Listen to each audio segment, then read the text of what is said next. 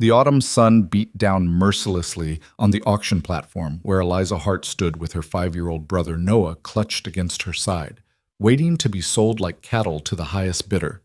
She had already lost everything, her father, her home, her freedom, but she refused to lose him.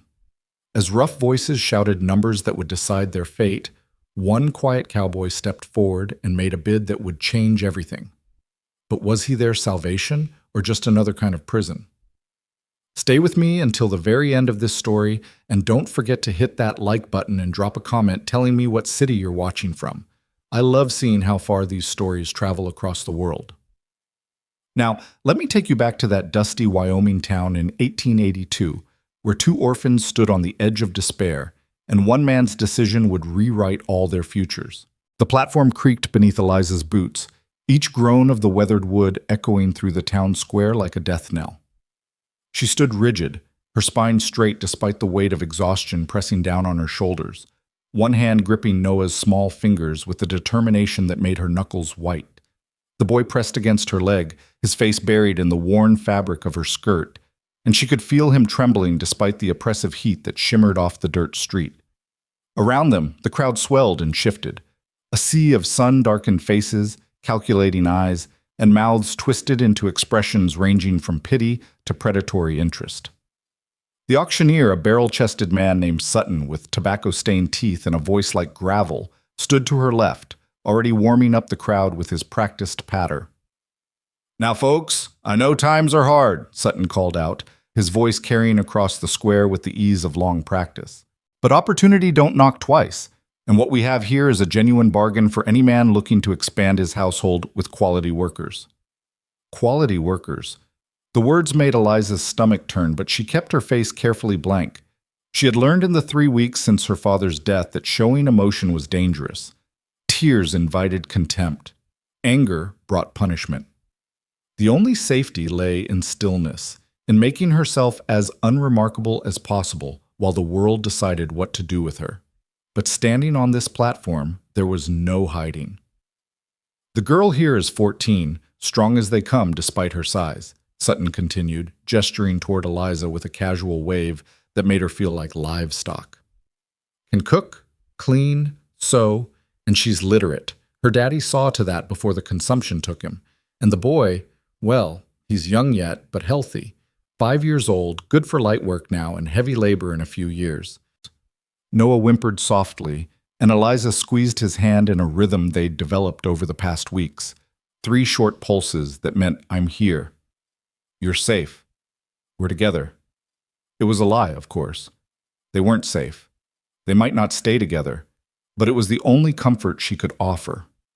The crowd murmured, a low rumble of interest mixed with skepticism.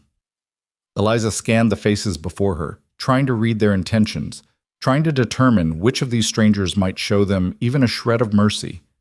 She saw ranch hands in dusty work clothes, their faces weathered by sun and wind. Shopkeepers in cleaner attire, their expressions shrewd as they calculated profit margins. A few women scattered throughout, though their presence offered no comfort. Eliza had learned that women could be just as cruel as men when it came to protecting their own interests.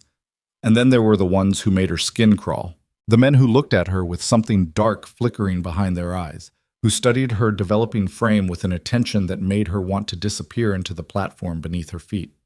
She was 14, caught in that terrible twilight between childhood and womanhood, and she understood with a clarity beyond her years exactly how vulnerable that made her.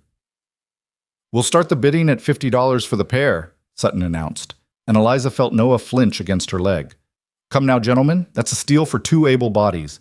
Who'll give me 50? A hand shot up near the front, a thick-fingered merchant Eliza recognized from the general store.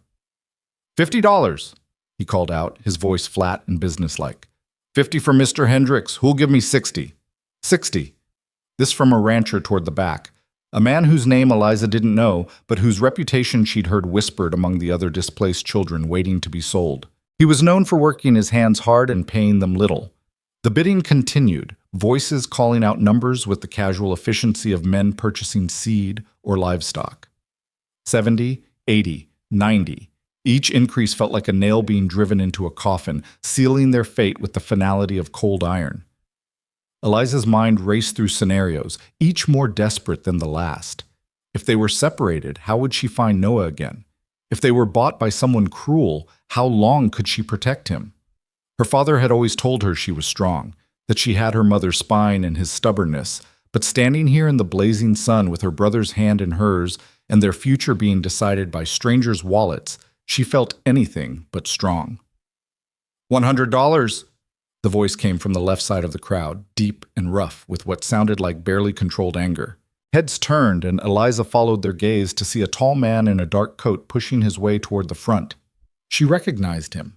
Jonas Macklin, who owned a large spread 20 miles outside of town. His reputation was darker than most, shadowed by whispers about the women who worked in his household and never seemed to stay long. Eliza's heart hammered against her ribs. Not him. Anyone but him. 100 from Mr. Macklin. Sutton's voice carried a note of satisfaction. A bid that high this early meant serious interest, which meant the final price would climb even higher. That's more like it, gentlemen. Do I hear 120? Silence fell across the square. $100 was already a substantial sum, more than many of these men could spare.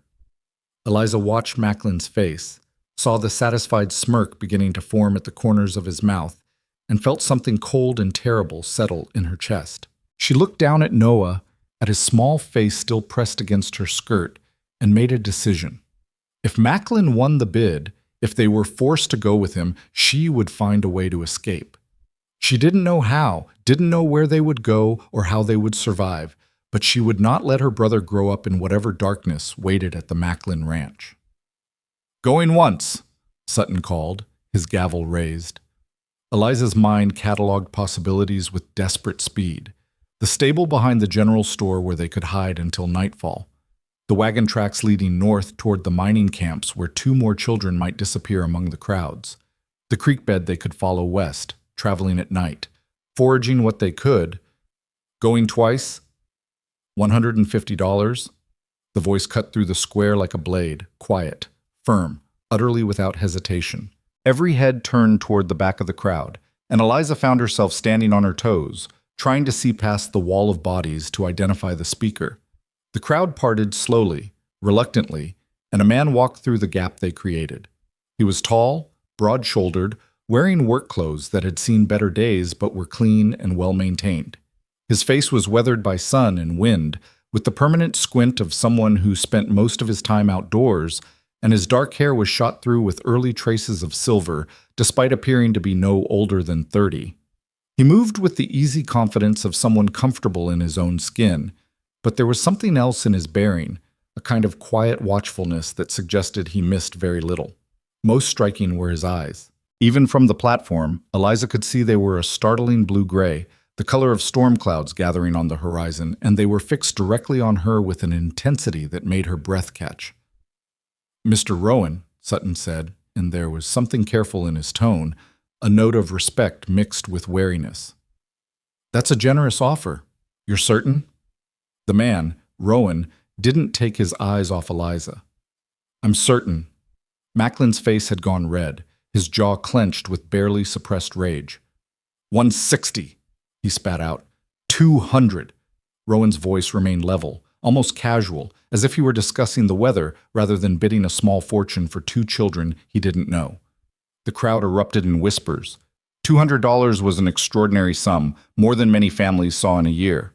It was also, Eliza realized with a sinking feeling, more than Jonas Macklin would be willing to pay, no matter how much his pride might be stung by the competition. She watched Macklin's face work through several expressions: anger, calculation, wounded pride, before settling into a hard mask. He turned and shoved his way back through the crowd without another word, his departure marked by the hasty steps of people moving out of his path. Any other bids? Sutton asked, his voice bright with the satisfaction of a much higher price than he'd expected. Going once, going twice, he brought the gavel down with a sharp crack that seemed to echo off every building in the square. Sold to Caleb Rowan for $200.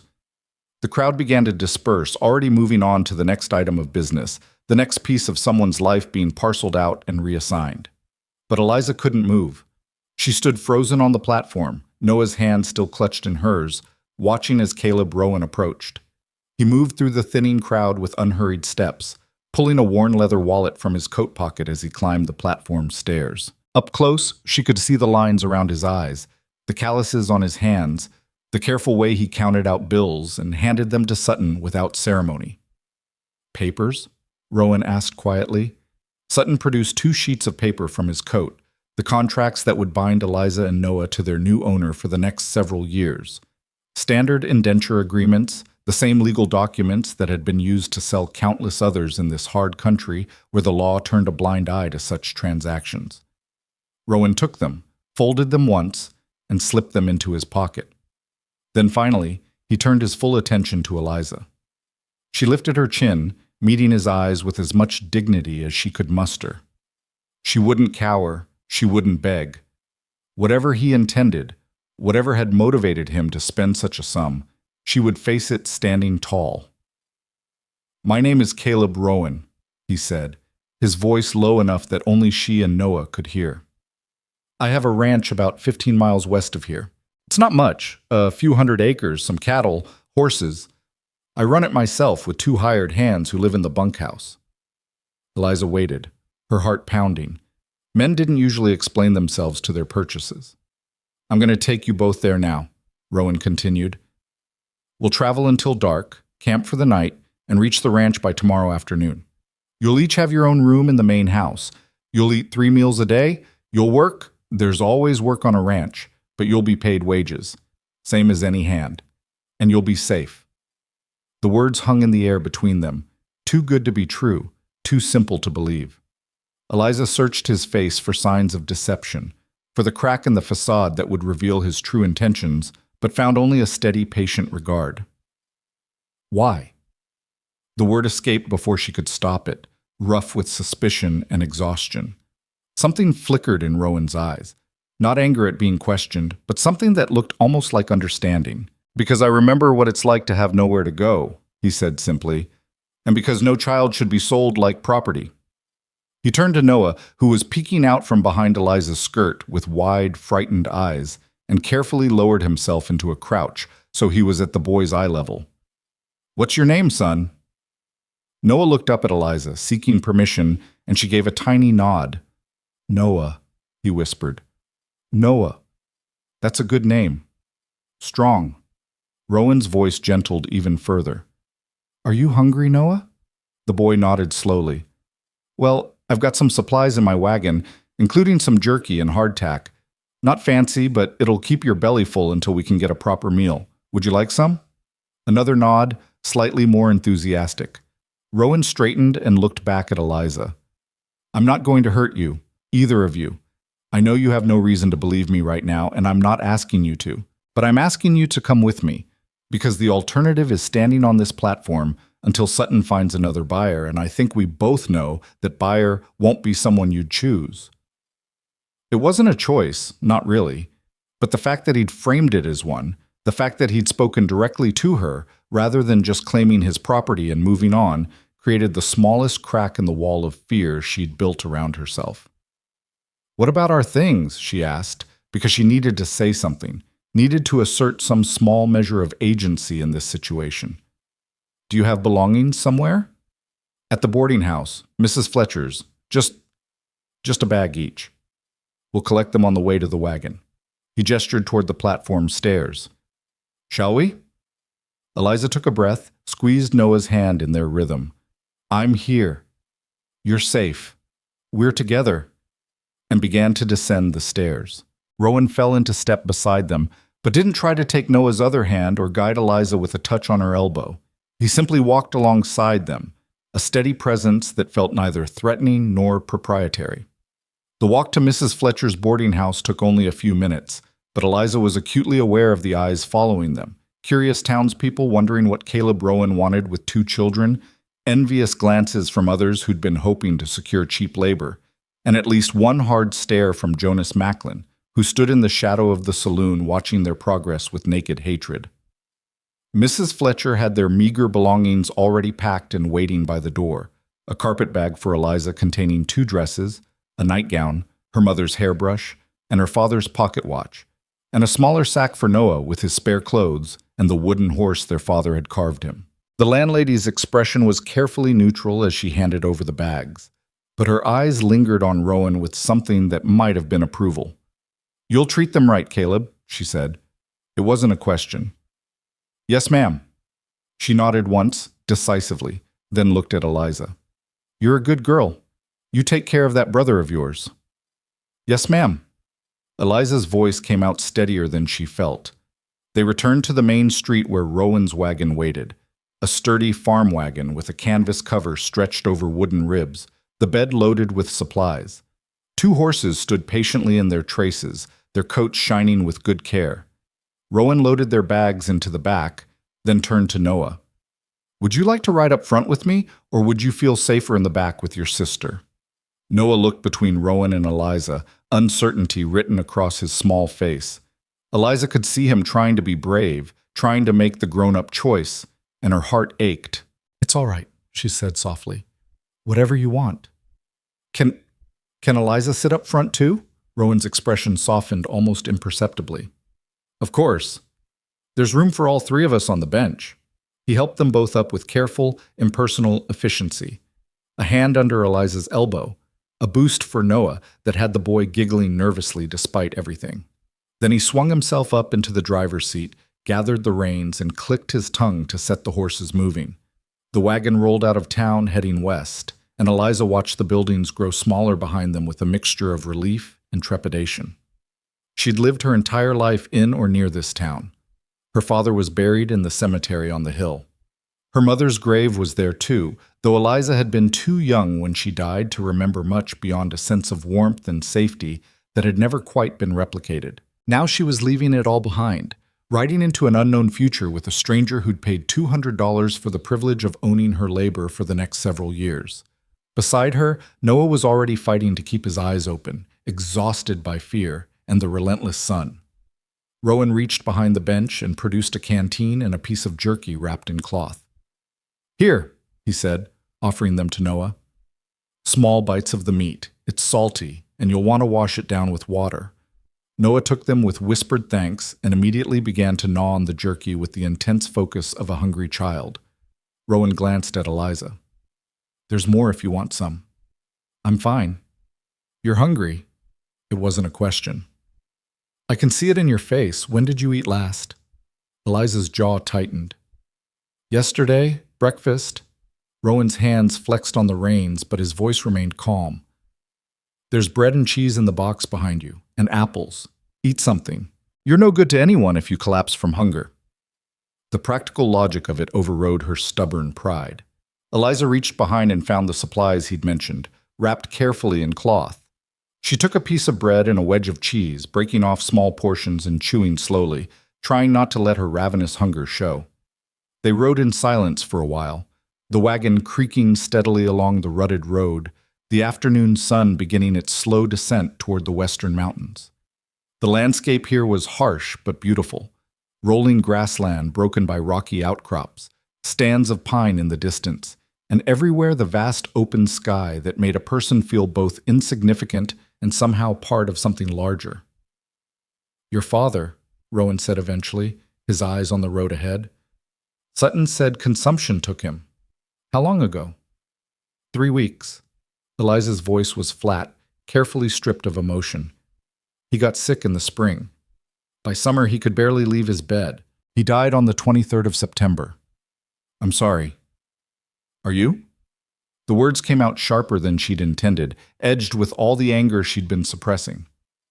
"Everyone's sorry. They were sorry when he died. Sorry when the bank took our house to cover his debts. Sorry when the church said they couldn't take us in. Sorry when Sutton said we'd have to be sold to cover what was left owing. But sorry doesn't change anything, does it?" She expected anger at her outburst, or the cold disapproval she'd learned to recognize in the faces of adults who didn't like being questioned. Instead, Rowan was quiet for a long moment, his expression thoughtful. "No," he said finally. "Sorry doesn't change anything. It's just words, and words are cheap. But I meant them anyway." Eliza didn't know what to say to that, so she said nothing. Beside her, Noah had finished his jerky and was leaning heavily against her side, his eyes drooping. She wrapped an arm around him, pulling him close, and felt him relax into sleep almost immediately. Tell me about your ranch, she said, because the silence was becoming oppressive, and she needed to fill it with something, anything. You said you have hired hands. 2, Jack and Miguel. They've been with me for 4 years now. Good men, hard workers. They keep to themselves mostly, sleep in the bunkhouse, take their meals there, unless I specifically invite them to the house. They know I value my privacy, and they respect that. And the house itself? 2 stories. 4 bedrooms upstairs. I use one, the others have been empty since I bought the place. Main floor has a kitchen, sitting room, my office. There's a barn, a chicken coop, a smokehouse, and a root cellar. The land is decent for grazing, and I've got about 200 head of cattle plus the horses. It was more than Eliza had expected, more substantial than the single-room shack she'd been steeling herself to accept. You run all that with just 3 men? It's manageable. Tight sometimes, especially during calving season or when we're moving the herd, but manageable. And you want us to help? I want you to earn your keep, yes, but I'm not going to work you to death. You'll do what you can do, cooking, cleaning, helping with the chickens and the garden if you know how. Noah can do light chores appropriate for his age. In return, you'll have a roof over your head, food in your belly, and wages in your pocket. How much? Rowan glanced at her, and there was approval in his eyes at the directness of the question. $10 a month for you, 5 for Noah. That's fair pay for what I'll be asking you to do, and it's yours to keep or save as you see fit. Additionally, I'll credit $100 per year toward paying down your indenture contracts. At that rate, your contract will be satisfied in 2 years, and Noah's in 1. Eliza's mind raced, doing the mathematics. If what he was saying was true, and that was still a significant if, then she would actually have the opportunity to buy back her freedom, and Noah's, within a reasonable time frame. It was more than she dared to hope for. Why? She asked again. You spent $200 on us. You're offering us wages and promising to credit our contracts. You're going to lose money on this arrangement. Maybe. Rowan's jaw tightened slightly. Or maybe I'm investing in having reliable help who'll actually stick around because they're being treated fairly. Maybe I'm tired of watching children get sold off to people who'll abuse them. Maybe I just couldn't stomach the idea of Jonas Macklin winning that bid. Does the reason matter? Yes, Eliza said simply, because people don't usually do things without getting something out of it. Rowan was quiet for several minutes, his attention seemingly focused on guiding the horses around a particularly rough section of road. When he finally spoke, his voice was low and carried a weight of old pain. I was 12 when my parents died, he said. Cholera outbreak in the wagon train heading west. They left me and my little sister with nothing but the clothes on our backs and a wagon full of supplies we had to sell just to bury them. A man offered to take us in, said he needed help on his farm, that we could work to earn our passage. Seemed like salvation at the time. He paused, and Eliza could see his knuckles whitening on the reins. He worked us like slaves, fed us scraps, beat us if we complained or didn't move fast enough. My sister. She was only 8. The work was too hard for her, but he didn't care. She got sick that first winter, and he wouldn't call a doctor, said it would be a waste of money on a useless mouth to feed. She died in February, and I couldn't even give her a proper burial. The pain in his voice was raw, unhealed, despite what must have been years since it happened. Eliza found herself leaning slightly toward him, drawn by the shared understanding of loss. I stayed 2 more years because I had nowhere else to go, Rowan continued. Soon as I turned 14 and was big enough to pass for older, I ran. Worked odd jobs, saved every penny, learned everything I could about ranching and horses and the land. Took me 12 years, but I finally bought this place. Bought it free and clear so no one could ever take it from me. And I swore that if I ever had the means, I'd never let a child be sold into a situation like the one that killed my sister. He turned to look at her directly, and his eyes were fierce with conviction. So yes, I have a reason. Call it guilt, call it redemption, call it whatever you want. But when I saw you standing on that platform, holding on to your brother like he was the only thing in the world that mattered, I saw myself in Sarah, and I couldn't walk away. Eliza felt something crack in her chest, the careful walls she'd built around her heart developing its first real fissure. She wanted to believe him. God, she wanted so badly to believe that someone in this harsh world actually cared about more than their own profit. But trust was dangerous. Trust got you hurt. I don't need your pity, she said, the words coming out harder than she'd intended. Good. I'm not offering it. Rowan turned his attention back to the road. Pity is useless. What I'm offering is a fair deal and a safe place to live. What you do with that is up to you. They rode on as the sun sank lower, painting the sky in shades of orange and gold. Noah slept against Eliza's side, his breathing deep and even, and she found herself studying Caleb Rowan's profile, the strong line of his jaw, the small scar near his temple, the way his shoulders stayed relaxed despite the clearly emotional weight of the conversation. He was an enigma, this man who'd paid a fortune for two strangers and now claimed he wanted nothing more than to help them. Everything Eliza had learned in her 14 years screamed that people didn't work this way, that there had to be a catch, a hidden cost that would reveal itself later. But she was also exhausted, physically, emotionally, spiritually exhausted from weeks of fear and uncertainty. And in this moment, riding toward an unknown future with the setting sun warm on her face and her brother safe beside her, she made a decision. She would take Rowan at his word. Not because she fully believed him, but because she had no other choice. She would work hard, save her wages, and protect Noah with everything she had. And if Caleb Rowan proved to be another Jonas Macklin hiding behind a kinder mask, she would be ready. She would always be ready. As the light began to fade, Rowan guided the wagon off the main road toward a stand of trees near a small creek. We'll camp here for the night, he announced, pulling the horses to a stop. There's good water, and the trees will give us some protection if the wind picks up. He helped Eliza and Noah down from the wagon, then began the efficient work of unhitching the horses and setting up camp. Eliza watched for a moment, then stepped forward. What can I do to help? Rowan looked up from securing the horses' hobbles, surprise flickering across his face. You don't have to. You said we'd earn our keep. I'd rather start now than sit idle. She kept her voice firm, practical. If she was going to be here, she might as well be useful. A slow smile crossed Rowan's face, the first real smile she'd seen from him, and it transformed his features from stern to almost handsome. All right, there's kindling in the wagon bed left side.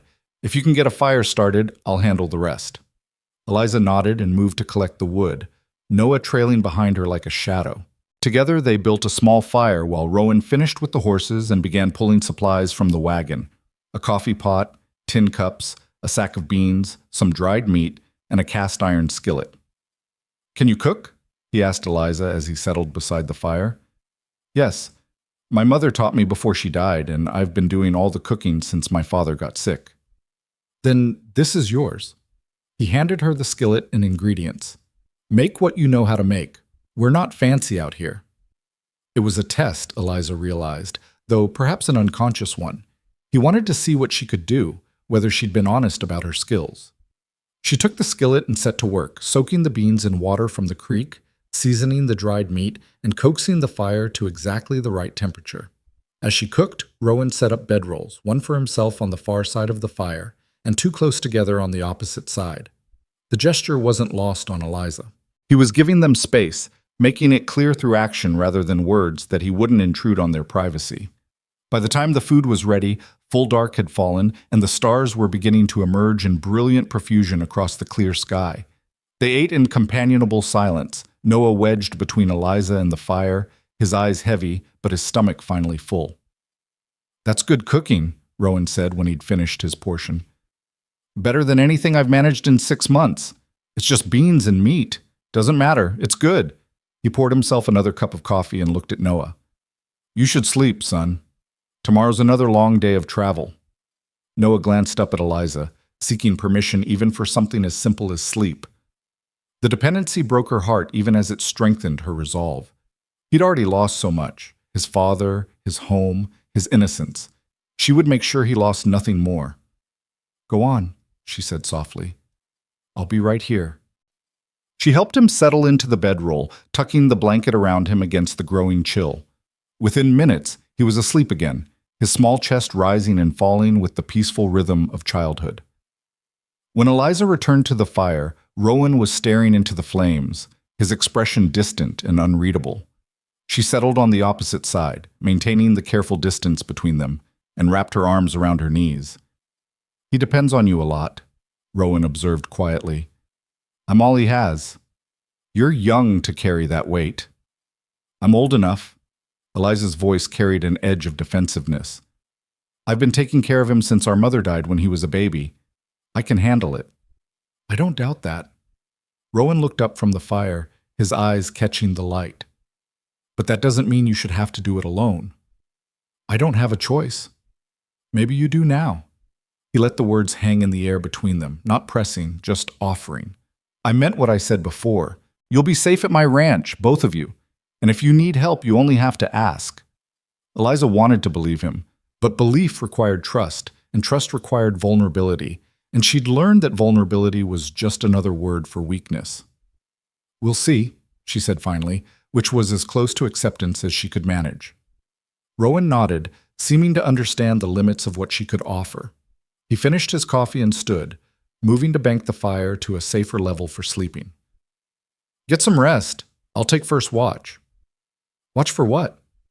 Probably nothing, but we're carrying valuable supplies and there are people who'd think nothing of robbing a lone wagon. Better safe than sorry. It was a reminder of the reality they lived in, a harsh land where trust was scarce and danger was never far away. But somehow, knowing that Rowan was willing to stay awake to protect them while they slept made Eliza feel marginally safer. She moved to the bedroll beside Noah and lay down, pulling the blanket up to her chin. The ground was hard beneath her, and the night air was cold enough to make her shiver despite the fire's warmth, but she'd slept in worse conditions over the past 3 weeks. Across the fire, Rowan settled with his back against a tree, his rifle laid across his knees, his eyes scanning the darkness beyond their small circle of light. The sight was oddly comforting. As exhaustion pulled at her consciousness, Eliza found herself thinking about his story, about the sister he'd lost, the abuse he'd endured, the years of hard work that had brought him to ownership of his own land. If it was true, and she had no reason yet to doubt it, then perhaps his motivations really were as simple and complicated as he'd claimed. Perhaps some people really did try to be better than their circumstances required. It was a fragile hope to carry into sleep, but it was more than she'd had in weeks. Tomorrow they would reach the ranch, and she would see for herself whether Caleb Rowan's words matched his actions. Until then, she would rest, and she would keep Noah safe, and she would hold tight to the possibility, however slim, that their auction platform might have been not an ending, but a beginning. The last thing she heard before sleep claimed her was the soft crackle of the fire and the gentle rhythm of Rowan's breathing, steady and sure as the stars wheeling overhead. Dawn broke cold and clear across the Wyoming grasslands, the sky shifting from deep purple to pale gold as the sun crept above the eastern horizon. Eliza woke to the smell of coffee and frying bacon, her body stiff from sleeping on the hard ground, but her mind immediately alert. She sat up carefully, trying not to disturb Noah, and found Caleb Rowan crouched beside a rekindled fire, tending to breakfast with the practiced efficiency of someone long accustomed to caring for himself. He glanced over as she stirred, his expression neutral but not unfriendly. "Morning. Coffee's ready if you want some." "Thank you." Eliza extricated herself from the bedroll and moved to the fire, accepting the tin cup he offered. The coffee was strong and bitter, but the warmth of it spreading through her chest was welcome against the morning chill. "How did you sleep?" Rowan asked, turning the bacon in the skillet. "Well enough." It was the truth, more or less. She'd woken several times during the night, her mind refusing to fully surrender to unconsciousness. But each time she'd found Rowan exactly where he'd been before, watchful, alert, keeping his promised vigil. Something about that consistency had allowed her to drift back to sleep more easily than she'd expected. Noah stirred in his bedroll, making small whimpering sounds that Eliza recognized as the precursor to waking. She set down her coffee and went to him, kneeling beside the blankets. "Hey," she said softly, brushing his hair back from his forehead. "Time to wake up, Noah. We've got traveling to do today." His eyes fluttered open, confusion clouding his features for a moment before memory returned. His gaze darted past her to where Rowan worked at the fire, and she felt his small body tense. "It's all right," she murmured. "Remember? Mr. Rowan is taking us to his ranch. We're safe." The word safe still felt dangerous to say aloud, as if speaking it might somehow jinx whatever fragile security they'd found. But Noah needed reassurance more than she needed to protect herself from potential disappointment. They ate breakfast quickly. bacon, hardtack softened in bacon grease, and more of the strong coffee for Eliza while Noah drank water from the canteen. Rowan worked around them with minimal conversation, breaking camp with the same methodical efficiency he'd shown the night before. Within an hour, the fire was doused, the supplies were repacked, and the horses were hitched back to the wagon. "We should reach the ranch by mid-afternoon if we keep a good pace," Rowan said as he helped them back onto the wagon bench. "The road gets rougher from here, but the horses know the way." The morning passed in a blur of rolling landscape and steady wagon motion. The road, really more of a track worn by repeated use than anything formally maintained, wound through increasingly rugged terrain. Pine forests rose on either side, broken by meadows where wildflowers still clung to the last days of their blooming season. In the distance, mountains rose like jagged teeth against the sky, their peaks already dusted with early snow. Noah, who'd been quiet and withdrawn for most of the previous day, began to show signs of cautious curiosity. He pointed out a deer bounding through the trees, his eyes wide with wonder. When an eagle soared overhead, he actually smiled, a small, tentative expression that made Eliza's heart ache with relief. "You like animals?" Rowan asked, noticing the boy's interest. Noah nodded shyly. "Well, there's plenty of them at the ranch. Cattle, of course, and horses. But we've also got chickens, a few barn cats to keep the mice down. And there's a dog. Old Brutus. He's getting on in years, but he's gentle as they come. You'll like him." "Can I pet him?" Noah's voice was barely above a whisper. "Sure you can. Brutus loves attention. Just let him sniff your hand first so he knows you're friendly." It was such a simple exchange, but Eliza felt something loosen in her chest. Rowan was good with Noah, patient, kind, speaking to him as if his questions and interests mattered. So many adults treated children as inconveniences, especially children who'd been bought as labor. But Rowan seemed genuinely pleased by Noah's tentative engagement with the world around them. As the sun climbed higher, the temperature rose, and Rowan paused the wagon near a small creek to let the horses drink and rest. He produced more food from seemingly endless supplies: bread, cheese, apples that were starting to wrinkle, but still sweet. "Tell me about your life before," Rowan said as they ate, his tone casual but his attention focused. "What did your father do?" Eliza hesitated, uncertain how much to reveal. But there seemed little point in hiding the past when it had led so directly to their present circumstances. "He was a carpenter. A good one. People came from 3 towns over when they needed fine work: cabinets, furniture, detailed trim. He taught me to read and write, made sure I knew numbers. Said education was the only thing no one could take away from you." The irony of that statement, given their current situation, wasn't lost on her, and she saw understanding flicker in Rowan's eyes. "Sounds like a smart man." "He was." Eliza's voice caught slightly. He got sick, and once he couldn't work, everything fell apart so fast. The medical bills, then the mortgage on the house, then the funeral expenses. By the time it was over, we owed more than we could ever pay. "And no other family to take you in?" "My mother's people are back east. We haven't heard from them in years. They didn't approve of her marrying a tradesman instead of staying in Philadelphia society. My father's parents died when I was small. There was no one." Rowan was quiet for a moment, his jaw working as if chewing on difficult thoughts. "The system's wrong," he said finally. "Selling children to settle debts, it's barbaric. But the law allows it, so men like Sutton profit from it, and families like yours get destroyed by it." "You can't change the law," Eliza said flatly. "No, but I can choose not to participate in the cruelty of it." He looked at her directly. "I meant what I said yesterday. You and Noah aren't property to me. You're people who need help, and I'm in a position to provide it, that's all." Eliza wanted to ask more, wanted to push past the simple explanation to the complicated truth beneath it. But Noah was listening, and some conversations weren't meant for a 5-year-old's ears. So she simply nodded and finished her apple in silence. They reached the ranch in the early afternoon, just as Rowan had predicted. The property announced itself gradually, first split-rail fencing appearing alongside the road, then pastures where cattle grazed, and finally the main buildings coming into view around a bend. The house was larger than Eliza had expected, a solid 2-story structure made of timber and stone with a wide porch wrapping around the front and one side. The wood was weathered but well maintained, and flower boxes beneath the windows held the dried remnants of summer blooms. Behind the house stood a large barn, a smaller outbuilding that must be the bunkhouse, and various other structures whose purposes Eliza could only guess at. It looked like a real home, not just a collection of utilitarian buildings. Someone had cared about this place, had put thought into its arrangement and upkeep. "Home," Rowan said simply, and there was unmistakable pride in his voice.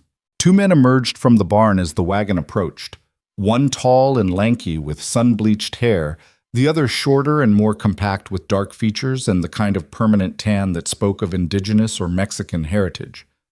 Both stopped their work to watch the wagon's arrival with undisguised curiosity. Rowan pulled the horses to a stop in front of the house and set the brake.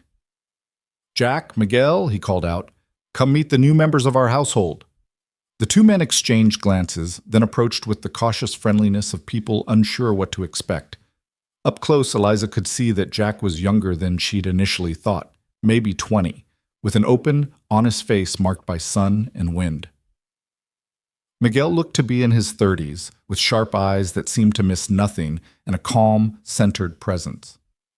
"This is Eliza Hart and her brother Noah," Rowan said, helping them down from the wagon. "They'll be living in the house, helping with domestic work and whatever else needs doing. Eliza, Noah, these are Jack Brennan and Miguel Santos. They run this ranch as much as I do." Jack's face broke into a wide grin. "Well, I'll be. It's about time this place had some proper cooking. No offense, boss, but your attempts at biscuits could be used as weapons." "None taken." Rowan's tone was dry, but there was warmth beneath it. "Miguel, you're quiet."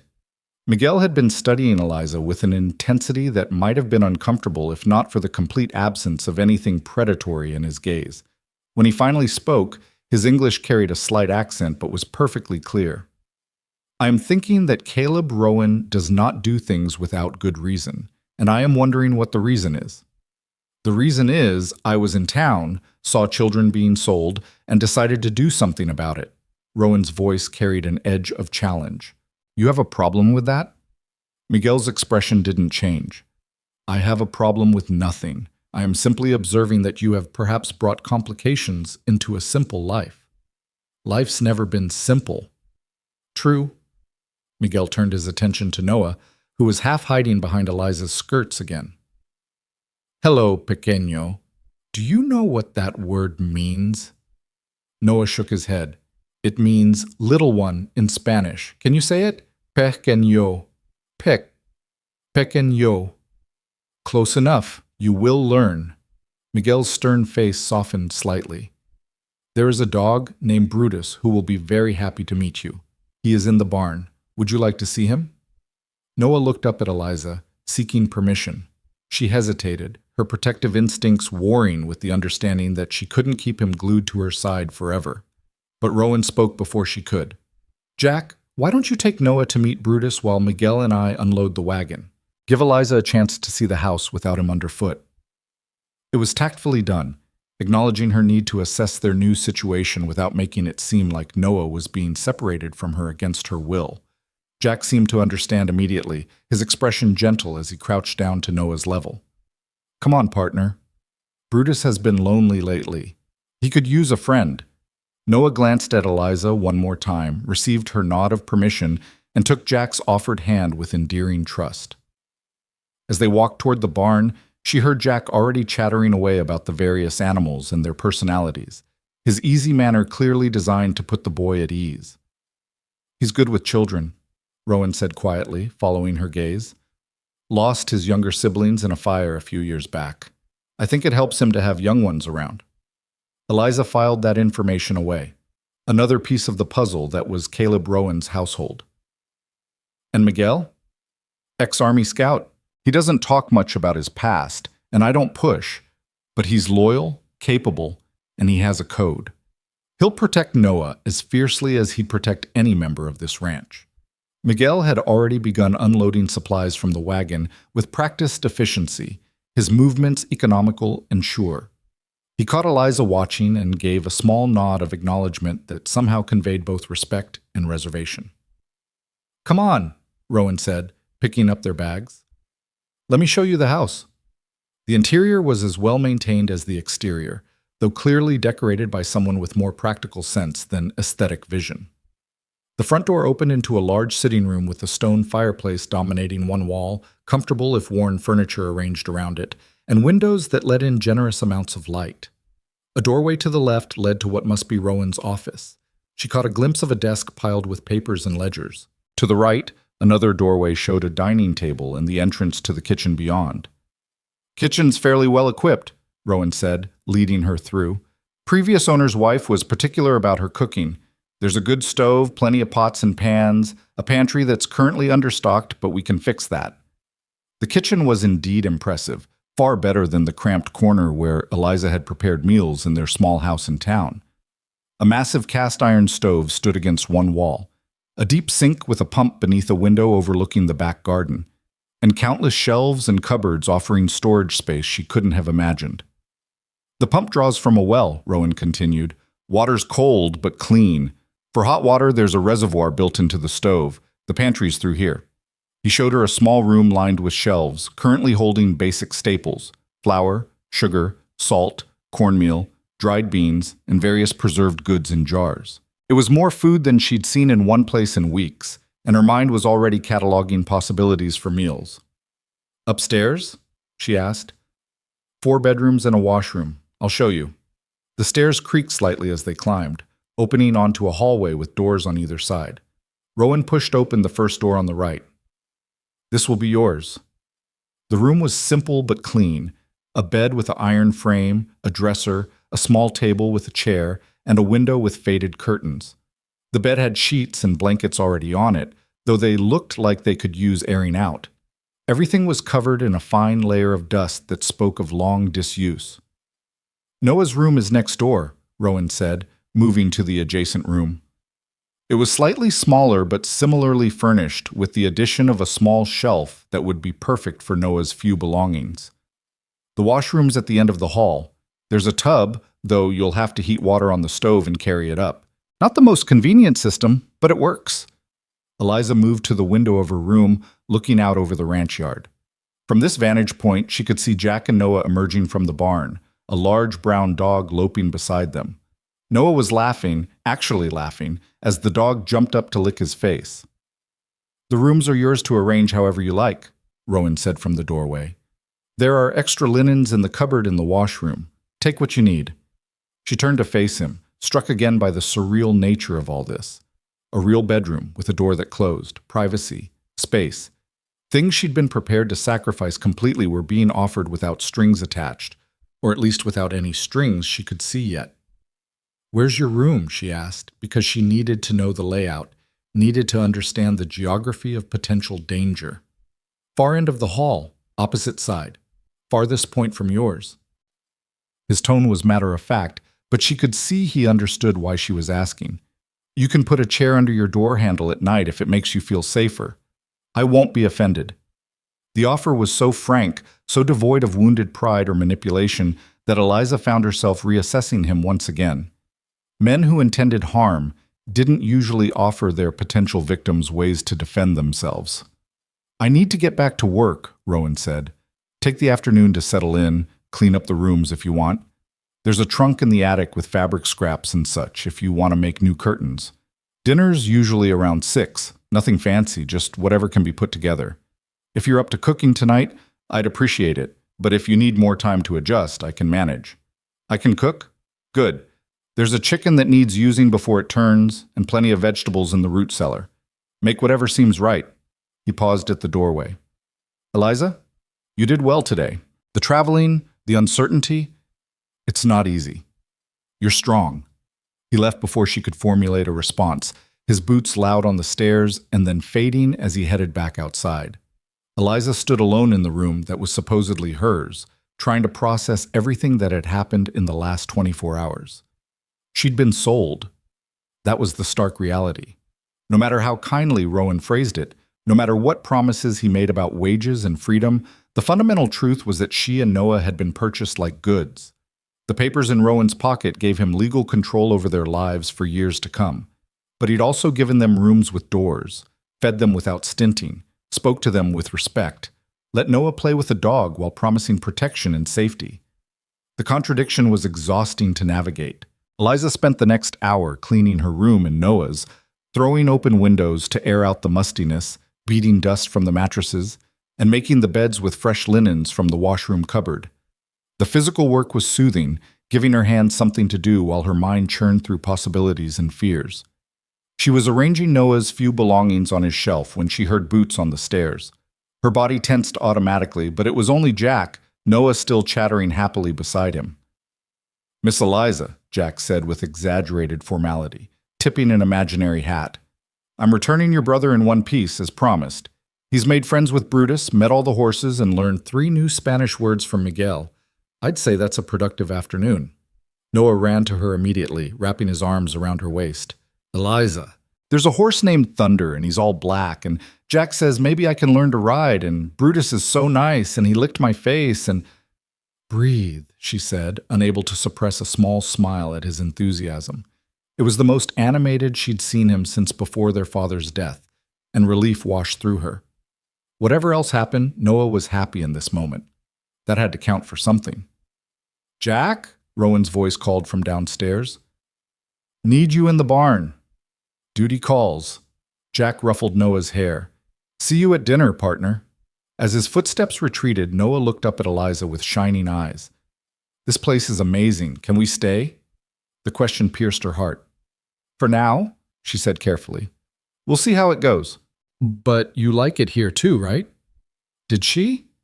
Eliza looked around at the clean, simple rooms, thought about the kitchen downstairs with its well-stocked pantry and functional stove, remembered the way Rowan had looked at her when he promised she'd be safe. "I don't know yet," she answered honestly, "but it seems okay. So far." Noah seemed satisfied with that qualified approval. "Can I go back outside? Jack said I could watch them work if I stayed out of the way." "Stay where I can see you from the kitchen window, and if anyone tells you to do something, you do it immediately. Understand?" "Yes, ma'am." He was already heading for the stairs, his earlier fear and withdrawal seeming like distant memories. Eliza followed more slowly, her mind turning to the evening meal. Cooking for 4 people, possibly 5 if Miguel and Jack ate with them, was well within her capabilities. It would feel good to do something productive, to earn her place here through demonstrable skill. The kitchen was hot from the afternoon sun streaming through the windows, but she built up the fire in the stove anyway, checking the water reservoir and setting a pot to heat. The root cellar proved to be a treasure trove: potatoes, carrots, onions, and even some early squash. The chicken Rowan had mentioned was indeed in the cold box, a good-sized bird that would make a fine roasted dinner. As she worked, peeling vegetables, seasoning the chicken, checking the fire temperature, Eliza felt some of the tension leave her shoulders. This was familiar territory. She knew how to do this, and she could do it well. Whatever uncertainties surrounded their situation, at least she could contribute something tangible. She was sliding the roasting pan into the oven when she heard the kitchen door open. Miguel entered, carrying an armful of firewood, which he stacked neatly beside the stove without speaking. Then he turned to face her, his dark eyes serious. "You are wondering if you can trust Caleb," he said. It wasn't a question. Eliza's hand stilled on the pot she'd been washing. "Is it that obvious?" To someone who knows what it is to be uncertain of one's place, yes. Miguel leaned against the counter, his posture relaxed but his attention focused. "I will tell you something. When Caleb found me 3 years ago, I was half dead from a bullet wound, lying in a ditch after being ambushed by men who did not like that a Mexican had been given an army commission. He could have left me there. Many would have. Instead, he took me to his house, called a doctor, sat with me for 3 days while fever tried to kill me." He paused, seeming to weigh his next words carefully. "When I woke, I asked him why. He said the same thing he probably said to you, that he remembers what it is to have nowhere to go, that he will not turn away someone in need if he can help them. I thought he was a fool. I thought surely he would ask for repayment, demand servitude, or perhaps he wanted—" Miguel's expression darkened slightly. "Other things. But he asked for nothing except that I work honestly if I stayed. So I stayed. And in 3 years he has never broken his word. Not once." Eliza absorbed this information, adding it to the growing picture of Caleb Rowan, a man apparently dedicated to rescuing strays, whether they be wounded scouts or orphaned children. It still didn't fully explain his motivations, but it suggested a pattern of behavior consistent with his stated intentions. "Why are you telling me this?" she asked. "Because I see the way you watch doors and count exits.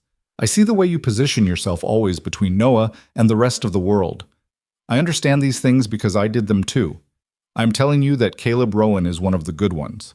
Rare, yes. Unexpected, yes. But real." Miguel straightened, moving toward the door. "Give him a chance, that is all." He left as quietly as he'd entered, leaving Eliza alone with her thoughts, and the smell of roasting chicken beginning to fill the kitchen.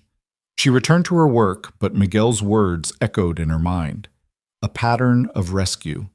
A man shaped by his own loss into something unexpectedly generous. It would be easier, in some ways, if Rowan proved to be a villain. She knew how to steel herself against cruelty, how to endure and resist and survive. What she didn't know was how to accept genuine kindness without waiting for the cost to be revealed. Dinner preparations continued as the afternoon wore into evening. Eliza made biscuits from scratch, using the well-stocked pantry's flour and lard, and found dried herbs to season everything. She made gravy from the pan drippings and roasted the vegetables until they were caramelized and tender. It was the most elaborate meal she'd cooked in months, and she found herself taking pride in it despite the circumstances. As 6 o'clock approached, she heard boots on the porch, multiple sets, along with the jingle of spurs and low masculine voices. A moment of panic gripped her. This was it, the first real test of the dynamic Rowan had promised. The kitchen door opened, and Rowan entered first, followed by Jack and Miguel. All three had clearly washed up. Their faces were clean, their hair damp, their work clothes brushed free of the worst dust. "Something smells amazing," Jack said, his eyes widening as he took in the table Eliza had set with mismatched but clean plates and utensils. Rowan's gaze moved from the table to Eliza, and something that looked like genuine appreciation crossed his face. "You didn't have to go to this much trouble." "You asked me to cook dinner. I cooked dinner." She kept her voice neutral, professional. "It's ready now if you want to eat." "Noah!" Rowan called toward the sitting room. The boy appeared immediately, Brutus at his heels, his face flushed from an afternoon of outdoor play. "Yes, sir?" "Time to wash up for dinner. Pump's on the back porch." As Noah scurried to comply, the men settled around the table with the easy camaraderie of people who'd shared many meals together. Eliza served the food, placing the platter of carved chicken in the center, bowls of vegetables around it, and a basket of biscuits that were still steaming slightly. "Miss Eliza, you sit too," Jack said, looking confused when she remained standing. "There's plenty of room." She hesitated, uncertain of the protocol. In every other household where she'd heard of children being taken in for labor, they ate separately from the adults, often getting only leftovers after everyone else had finished. "Sit," Rowan said quietly, and it wasn't a command but an invitation. "You made the meal. You should enjoy it with us." Slowly, Eliza took the empty chair beside Noah, who'd returned from washing and was eyeing the food with barely contained excitement. She served him first, making sure his portions were reasonable for his small appetite, then took a modest amount for herself. The first bite of chicken was met with an audible groan from Jack. "Oh my word. Caleb, if you ever let her leave, I'm following her. This is incredible." "It's just roasted chicken," Eliza said, but she couldn't quite suppress the small flush of pleasure at the compliment. "It's heaven," Jack insisted. "The last time I had a proper meal was when we went into town for the church supper, and even that wasn't this good." Miguel ate more quietly, but she noticed he took seconds of everything and gave her a small nod of approval that felt somehow more meaningful than Jack's enthusiastic praise. Rowan ate steadily, his attention seemingly focused on his plate, but Eliza caught him watching Noah with an expression she couldn't quite read. The boy was chattering between bites, telling her about everything he'd seen that afternoon. The horses, the barn cats, the chickens that Miguel let him help feed. "And Caleb says tomorrow I can help collect eggs if I wake up early enough," Noah finished, looking at her hopefully. "Can I, please?" "We'll see," Eliza said automatically, then caught herself. They were supposed to be working, earning their keep. Letting Noah help with simple chores like egg collection made sense. "Yes, if Mr. Rowan says it's all right." "Just Caleb is fine," Rowan said. No need for formality, and yes, Noah, you can help with the eggs. Jack usually handles the chickens in the morning, but I'm sure he'd appreciate the company. Happy to have a partner, Jack agreed. The chickens can be mean, especially that big red one. Having backup would be nice. Dinner continued with easy conversation flowing around her. Jack told a story about one of the horses getting loose last week and leading them on a chase halfway across the property. Miguel contributed a dry observation about Jack's tracking skills that had everyone laughing. Even Noah joined in, his earlier shyness melting away under the warmth of their acceptance. Eliza remained largely quiet, observing the dynamics of this household. There was genuine affection between the three men, a kind of brotherly regard that came from shared work and mutual respect. They teased each other, but never cruelly. They listened when someone spoke. They made space for Noah in their conversation without talking down to him. It was so different from what she'd expected, so far from the harsh, hierarchical environment she'd braced herself to endure, that she almost didn't know how to process it. After dinner, Jack and Miguel insisted on clearing the dishes despite her protests. You cooked, you don't clean, Jack said firmly. That's the rule in this house. Has been since Caleb first hired us, and it'll stay that way. Rowan caught her eye and gestured toward the sitting room. Got a minute? Her stomach tightened, but she followed him, leaving Noah helping Jack stack plates with more enthusiasm than skill. Rowan settled into one of the chairs by the cold fireplace and indicated she should take the other. First day, he said. How are you feeling about everything? It was such a straightforward question, devoid of manipulation or hidden agenda, that Eliza found herself answering honestly. Confused. I don't know what I expected, but it wasn't this. What did you expect? Harder work. Worse treatment. Separation from Noah. Constant reminders that we're here because you own our labor. She met his eyes directly. Instead, you gave us private rooms, fed us at your table, and let my brother play all afternoon. It doesn't make sense. Rowan was quiet for a long moment, his gaze distant. My sister Sarah, he said finally, worked herself to exhaustion for a man who saw her as nothing more than a tool. She was 8 years old and carrying water from a well in winter, her hands so cold they'd crack and bleed. She gathered eggs with fever burning through her. She cooked and cleaned until she collapsed. And when she died, that man, the one who owned our labor, didn't even mark her grave, just put her in the ground and went looking for another child to replace her. His voice was controlled, but Eliza could hear the rage beneath it, old fury that had never quite burned itself out.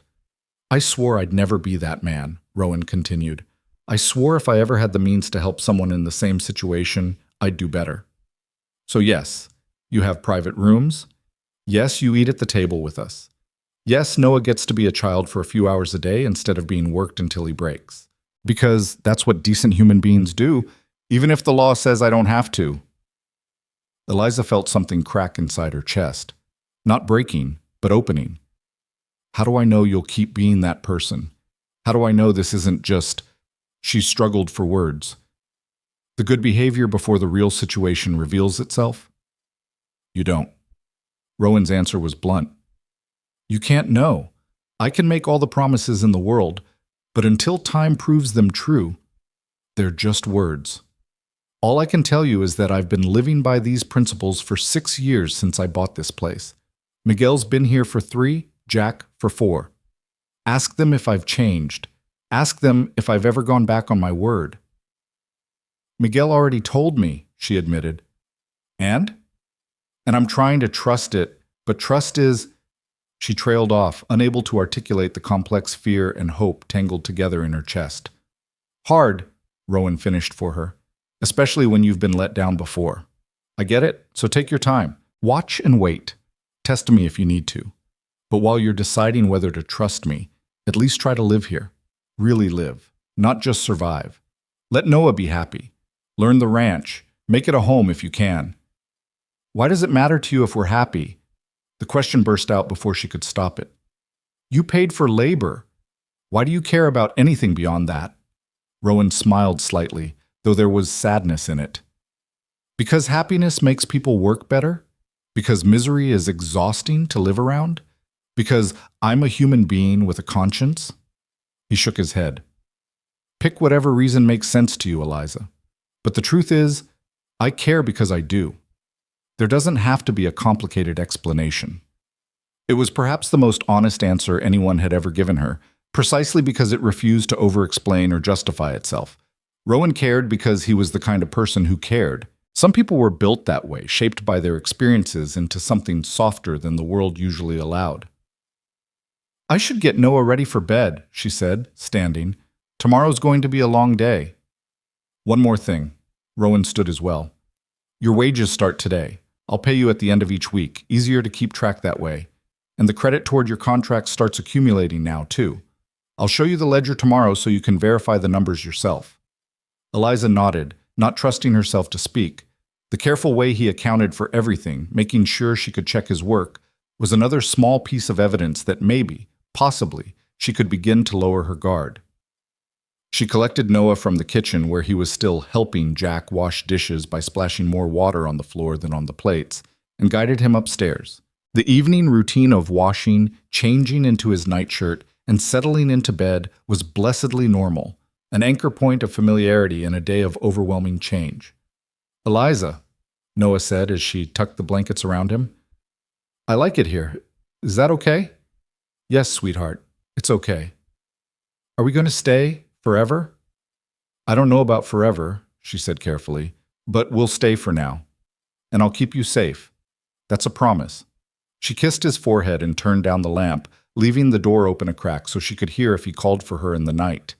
In her own room, she prepared for bed with mechanical efficiency, her mind replaying the day's events over and over.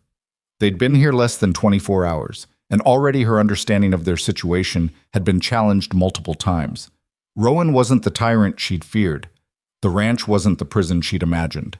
The work would be real. The situation was still complicated, but maybe, just maybe, it was survivable in ways she hadn't dared to hope.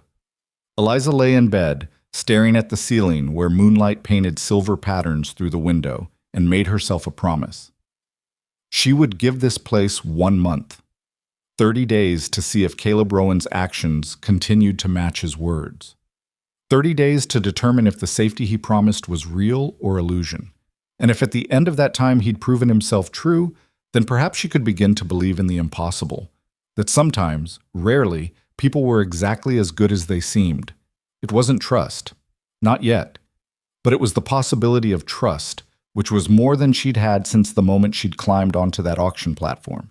And for now, possibility was enough. The first month passed in a rhythm of work and watchfulness, each day adding another layer to Eliza's understanding of the ranch and the people who inhabited it. She rose before dawn to start breakfast, learned the temperament of the cantankerous stove, discovered which chickens were reliable layers and which were prone to hiding their eggs in unexpected places. Noah thrived under the attention of 3 men who seemed genuinely invested in his well-being, growing braver and more talkative with each passing day. And through it all, Eliza watched Caleb Rowan with the careful attention of someone still waiting for the mask to slip. But the mask never slipped, because there was no mask. The man who'd made promises on that first day proved to be exactly who he'd claimed, fair, consistent, and true to his word down to the smallest detail. He paid their wages every Friday evening, counting out the bills and coins with meticulous care and recording everything in a ledger he kept in his office. The credit toward their contracts accumulated precisely as he'd promised, and he showed her the numbers each week without her having to ask. It was disorienting, the steady reliability.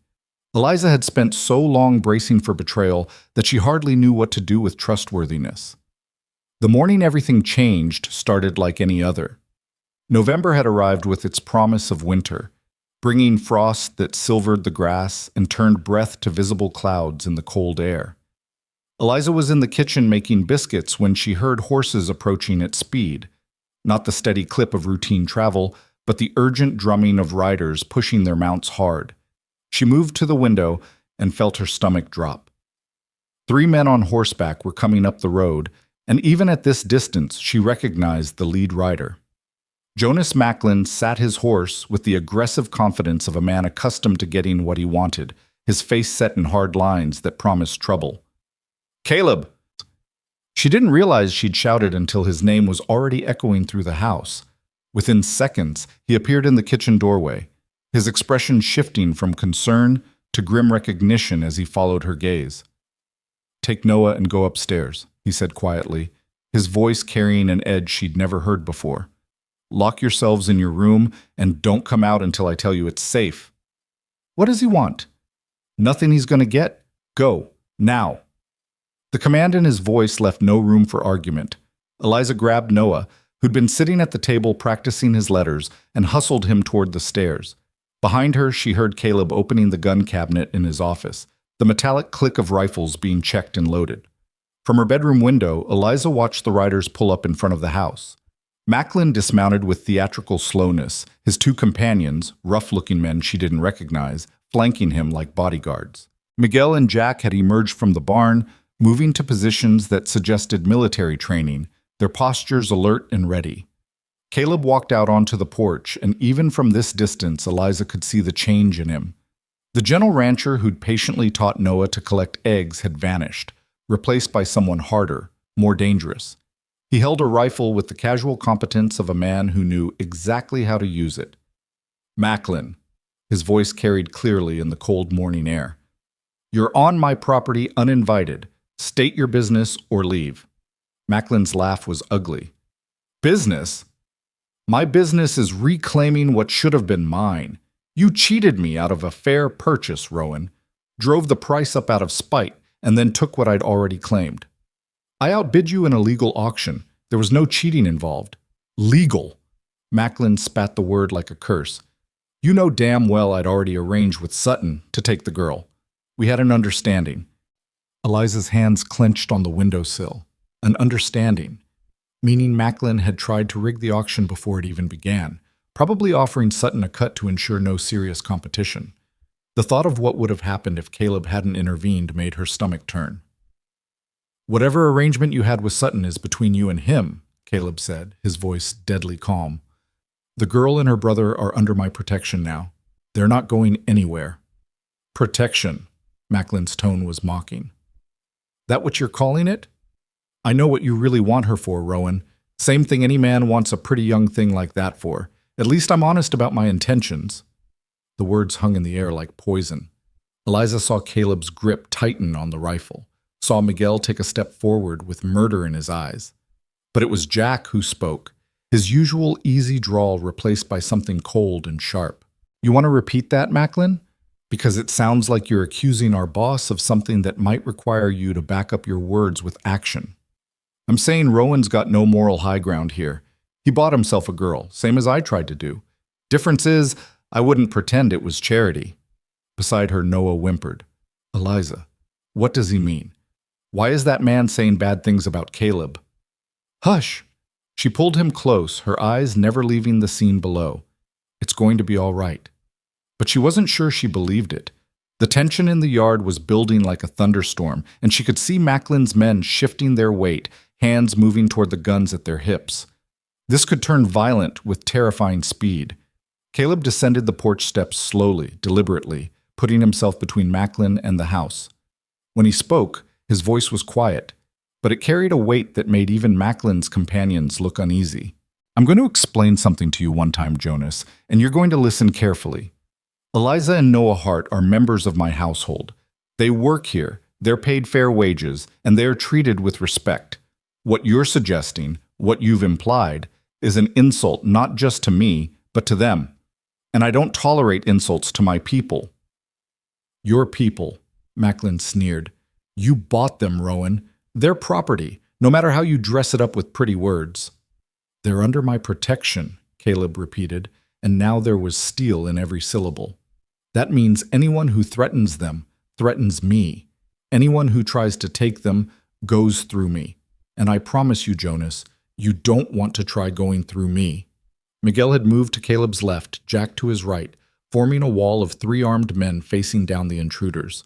The message was clear and unmistakable. This wasn't just Caleb Rowan's fight. It was all of theirs. Macklin's face had gone red with rage. "You think you can threaten me? You think 3 ranch hands are enough to stand against what I can bring down on this place? I've got friends, Rowan. Important friends. The sheriff owes me favors. The bank knows my family. You're nobody, just some drifter who got lucky and bought a piece of land. Cross me, and I'll make sure you lose everything. Then I'll lose everything standing up for what's right, rather than keeping everything by being a coward. Caleb raised the rifle slightly, not quite aiming it, but making clear it could be aimed in a heartbeat. Now, get off my property. Don't come back. And if I hear you've been spreading lies about Miss Eliza or causing trouble in town, we're going to have a very different kind of conversation. For a long moment, Macklin stared at him, clearly calculating whether to push this confrontation further. His hands flexed, and Eliza held her breath, certain she was about to witness violence. Then one of Macklin's men, the older of the two, spoke quietly. "Boss, this ain't worth it. 3 armed men and we're on their ground. We should go." Macklin's jaw worked furiously, but some instinct for self-preservation finally kicked in. He turned and mounted his horse with enough force to make the animal sidestep nervously. "This isn't over, Rowan," he snarled. "You think you're some kind of hero, but you're just a fool. And fools don't last long in this country." "Neither do bullies," Caleb replied evenly. "Safe travels, Jonas. Don't let the fence hit you on your way out." Macklin wheeled his horse and spurred it viciously, his companions following close behind. They thundered back down the road, leaving a cloud of dust and the echo of hoofbeats in their wake. The moment they were out of sight, Caleb's posture changed. His shoulders sagged slightly, and he lowered the rifle with what looked like relief. Miguel said something too quiet for Eliza to hear, and Caleb nodded, clapping him on the shoulder. Jack headed back toward the barn, but his movements were still tense, watchful. Caleb looked up at the house, and even from this distance, Eliza could see him scanning the windows. She stepped back instinctively, then realized the foolishness of hiding now. He knew she'd been watching. He'd probably expected it. A knock came at her door a few minutes later, soft, cautious. "Eliza, it's safe now. Can I come in?" She unlocked the door and opened it to find Caleb standing in the hallway, the rifle now absent but tension still evident in the set of his jaw. He looked past her to where Noah sat on the bed, wide-eyed and scared. "You both okay?" Caleb asked. "We're fine." Eliza's voice came out steadier than she felt. "What did he really want?" Caleb hesitated, glancing at Noah, clearly weighing how much to say in front of the boy. "To make trouble. To try to intimidate me into giving you up. It didn't work. He said terrible things about you." "I know, I heard them." Caleb's expression was grim. "None of them were true, Eliza. I need you to know that. What I told you on the first day, what I've been showing you for the past month, that's who I am, not what Jonas Macklin's dirty mind conjured up." She believed him. That was the strange part. A month ago, she would have assumed the worst of any man's intentions. But she'd lived in this house, watched Caleb interact with her and Noah, seen the careful way he maintained boundaries and respected their privacy. His actions had earned him the benefit of the doubt, even against Macklin's poisonous insinuations. "I know," she said quietly. "I believe you." Something shifted in Caleb's eyes. Relief, maybe, or gratitude. "Thank you. That means more than you know."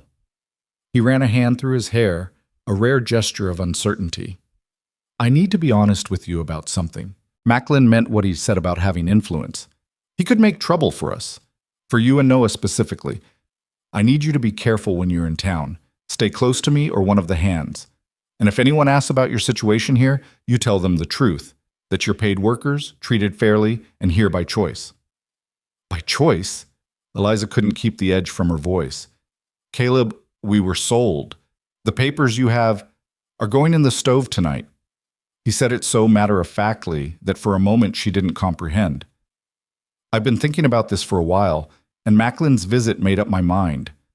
Those contracts are legal chains, and I don't want to hold chains over anyone, so I'm burning them. After that, you and Noah are free to stay or go as you choose." Eliza stared at him, unable to process what she was hearing. You're destroying the contracts?" "Yes." "But you paid $200 for them." "Best $200 I ever spent, if it kept you away from men like Macklin." Caleb met her eyes directly. "I told you from the beginning I wasn't buying you to own you. This just makes it official. You're free, Eliza, both of you. You always were in my eyes. Now it'll be true on paper, too. Or rather, It'll be true because there won't be any paper. The room seemed to tilt. Freedom. Real, legal freedom, not contingent on working off a debt or earning credits toward a contract, just freedom. Why? The question was barely a whisper. Because it's right. Because those papers give me power over you, and I don't want that power. I want you to stay because you choose to, not because some legal document says you have to. He paused, something vulnerable crossing his face. I'm hoping you'll choose to stay. You and Noah both. But that has to be your decision. Noah had been listening with the intense focus children bring to adult conversations they only partially understand. Now he spoke up, his small voice uncertain. If we're free, does that mean we have to leave? No, pequeño, Caleb said gently. It means you get to decide. Stay or go. It's up to you and your sister. Noah looked at Eliza with such hope in his eyes that her heart ached. Can we stay, please? I like it here. I like Caleb and Jack and Miguel and Brutus and the chickens and... I know, sweetheart. She knelt beside him, taking his hands. I know you do. Do you like it here? Noah asked. Because if you don't, we can go. But I really, really want to stay. The question forced Eliza to confront something she'd been avoiding for weeks. Did she like it here? The work was hard but satisfying. The food was plentiful and good. The accommodations were better than anything she'd known. And the people, these rough, kind men who'd welcomed them without reservation, had become something approaching friends. More than that, she felt safe here, in a way she hadn't felt since her father's illness had first revealed how fragile their security had always been. Caleb protected them not because he owned them, but because he'd chosen to. That choice, freely made and consistently honored, meant more than any contract could have. Yes, she said, and realized as she spoke that it was true. I like it here. Then we can stay? Noah's face lit up with such joy that Eliza had to smile despite the weight of the decision. She looked up at Caleb, who stood in the doorway watching them with an expression she couldn't quite read. If the offer's genuine, if you really mean it, we'll stay. Not because we have to, because we want to. The smile that crossed Caleb's face was like sunrise breaking over the mountains, gradual, warm, transforming everything it touched. The offer's genuine. It's always been genuine. He cleared his throat, clearly affected by emotion he was trying to control. Welcome home then, for real this time. After he left, Eliza sat on the edge of Noah's bed, trying to process the magnitude of what had just happened. Freedom. Home. Words she'd thought lost to them forever, now offered back with no strings attached. It was terrifying and exhilarating in equal measure. The rest of the day passed in a strange haze. Eliza went through her usual tasks, cooking, cleaning, mending, but her mind was elsewhere, turning over this new reality from every angle. That evening, after dinner, Caleb made good on his promise. He called everyone into the sitting room, Eliza, Noah, Miguel, and Jack, and produced the indenture contracts from his office. These, he said, holding up the papers, represented a legal obligation. They said that Eliza and Noah owed me labor for the next several years to pay off the money I spent buying their contracts. But I didn't buy them to own them. I bought them to set them free. So that's what I'm doing now. He walked to the fireplace, where a small fire had been laid against the evening chill, and held the papers over the flames. The edges caught first, curling and blackening. Then the fire spread hungrily across the text, across the clauses and terms and legal language that had defined Eliza and Noah's worth in cold commercial terms. Noah watched with wide eyes. Miguel nodded approvingly. Jack let out a quiet whoop of celebration, and Eliza felt tears burning in her eyes, though she refused to let them fall. Within moments, the contracts were nothing but ash drifting up the chimney, gone as if they'd never existed. There, Caleb said, dusting his hands. It's done. You're free people with all the rights and dignity that entails. You work here because you choose to. You're paid fair wages for your labor. And if you ever decide to leave, all I ask is reasonable notice so I can find help to replace you. We're not leaving, Noah announced with the absolute certainty of childhood. Not planning to, Eliza agreed quietly, and was rewarded with another of those transformative smiles from Caleb. The celebration was subdued but genuine. Jack produced a bottle of whiskey he'd been saving, pouring small measures for the adults and finding some preserved peaches for Noah. They sat around the sitting room, talking and laughing with an ease that would have seemed impossible a month ago. As the evening wound down and Noah began to yawn, Miguel caught Eliza's attention. "You made the right choice," he said quietly. "Staying." "I hope so. I know so. This place," he gestured around them. "It is more than a ranch. It is what Caleb made it. A place where people can heal, where they can become who they were meant to be before the world broke them." His dark eyes were serious. "You and your brother, you are part of that now, part of making this place what it is." Later, after Noah was asleep and the house had settled into quiet, Eliza found herself unable to rest. She wrapped a shawl around her shoulders and padded downstairs, thinking to make herself some tea. She found Caleb in the kitchen, apparently with the same idea, a kettle already heating on the stove. "Couldn't sleep either?" he asked.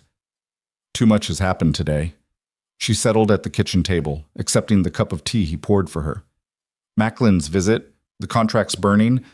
It's a lot to take in." Caleb sat across from her, his hands wrapped around his own cup. "I meant what I said earlier about Macklin potentially making trouble. He's not the type to let a grudge go easily." "I know." Eliza had been thinking about that too, the shadow side of their newfound freedom. "What do you think he'll do?" "Hard to say. He might try to turn opinion against us in town, spread rumors about impropriety or mistreatment. He might try to use his influence with the sheriff to cause legal problems. Or he might just let it fester and wait for an opportunity to strike when we're vulnerable." The possibilities were unsettling, but Eliza found she wasn't as frightened as she would have been a month ago. "We'll deal with it. Whatever comes." "We will." Caleb's emphasis on the plural was deliberate. "You're not alone in this, Eliza. Whatever Macklin tries, he's going up against all of us." They sat in companionable silence for a while, drinking their tea and listening to the house settle around them. Outside, an owl called, and somewhere in the distance a coyote answered with its distinctive yip. "Can I ask you something?" Eliza said finally. "About your sister." Caleb's expression tightened, but he nodded. "What do you want to know?" "You said you couldn't give her a proper burial. Where is she?" "Kansas, little town called Redemption, though there was precious little redemption to be found there." His voice was rough with old pain. "The man who owned us buried her in a field behind his barn. No marker, no ceremony, just a hole in the ground." "Have you ever gone back?" "Once, about 5 years ago after I'd saved enough money and established the ranch. I wanted to do it right, give her what she deserved." He stared into his tea as if seeing the past reflected there. "I bought the prettiest headstone I could afford, had her name carved into it. Sarah Ann Rowan, beloved sister. I wrote out there thinking I'd finally make peace with it." "What happened?" "The property had changed hands twice. The new owner had plowed that field and planted wheat. I couldn't even find where she'd been buried." His hands tightened around the cup. "So I put the headstone in the town cemetery in a plot I purchased. It marks an empty grave, but at least her name is there. At least someone remembers she existed." Eliza reached across the table and placed her hand over his without thinking. The gesture surprised them both, but she didn't pull away. "I'm sorry, that must have been incredibly hard." "It was, but it also taught me something important." He turned his hand to gently clasp hers. "The dead are gone, no matter how much we grieve them. The best we can do is honor their memory by being better, by making sure other people don't suffer the same way they did. That's why I couldn't walk away from you and Noah, because walking away would have meant Sarah's death taught me nothing." The moment stretched between them, charged with something Eliza couldn't quite name. She was intensely aware of the warmth of his hand holding hers, the way the lamplight caught in his eyes, the quiet strength that emanated from him. She pulled her hand back carefully, suddenly flustered. "I should get some sleep. Tomorrow's going to be busy." "Of course." If Caleb was disappointed by her withdrawal, he hid it well. "Sleep well, Eliza." She was halfway to the stairs when his voice stopped her. "Eliza, for what it's worth, I'm glad you chose to stay, both of you. This place feels more like a home with you here." The words settled warm in her chest, and she carried them upstairs with her, a small light against the darkness of uncertainty that still lingered despite the burned contracts and promises of freedom. Over the next 2 weeks, the rhythm of ranch life continued, but with a subtle shift. Eliza noticed it in small ways: how Caleb sought her opinion on household decisions, how Jack and Miguel deferred to her judgment on matters related to the kitchen and domestic management, how Noah was included in planning for the upcoming winter preparations. They weren't just workers anymore. They were family. But Macklin's threat lingered like a storm on the horizon. Twice, when Caleb took Eliza and Noah to town for supplies, she noticed hostile stares from people who'd previously been neutral or friendly. The rumor mill was working, she realized. Macklin was spreading his poison, turning their situation into something ugly in the minds of people who'd never bothered to learn the truth. The third time they went to town, the consequences of those rumors became clear. They were leaving the general store, arms full of supplies, when Sheriff Dalton approached, a portly man in his 50s with a mustache that had gone gray at the edges. "Rowan," he said, his tone official. "Need a word." Caleb set down the bags he was carrying and faced the lawman squarely. "What can I do for you, Sheriff?" "Been hearing some concerning things about your household, specifically about the propriety of having a young girl living under your roof with no female chaperone present." Eliza felt her face burn with humiliation, but Caleb's expression remained calm. "And what business is it of yours or anyone else's how I run my household, Sheriff? When there's questions about the welfare of minors, it becomes my business." Dalton shifted his weight uncomfortably, clearly not enjoying this conversation, but determined to see it through. Jonas Macklin filed a formal complaint suggesting that Miss Hart might be subject to inappropriate conditions. "Jonas Macklin," Caleb said with deadly precision, "is a bitter man who's angry I outbid him at an auction. His complaint is motivated by spite, not concern for anyone's welfare." "Maybe so, but I still need to investigate.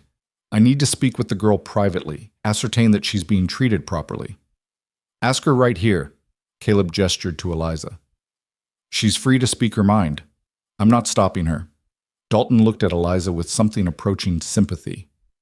"Miss Hart, are you being treated well at the Rowan Ranch?" "Yes, sir." Her voice was clear and firm. "Mr. Rowan has been nothing but respectful and kind to both my brother and me.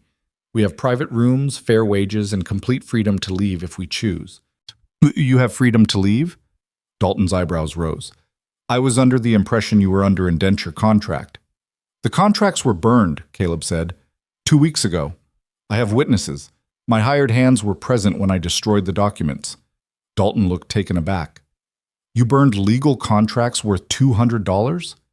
"I did, because I didn't buy Eliza and Noah to own them.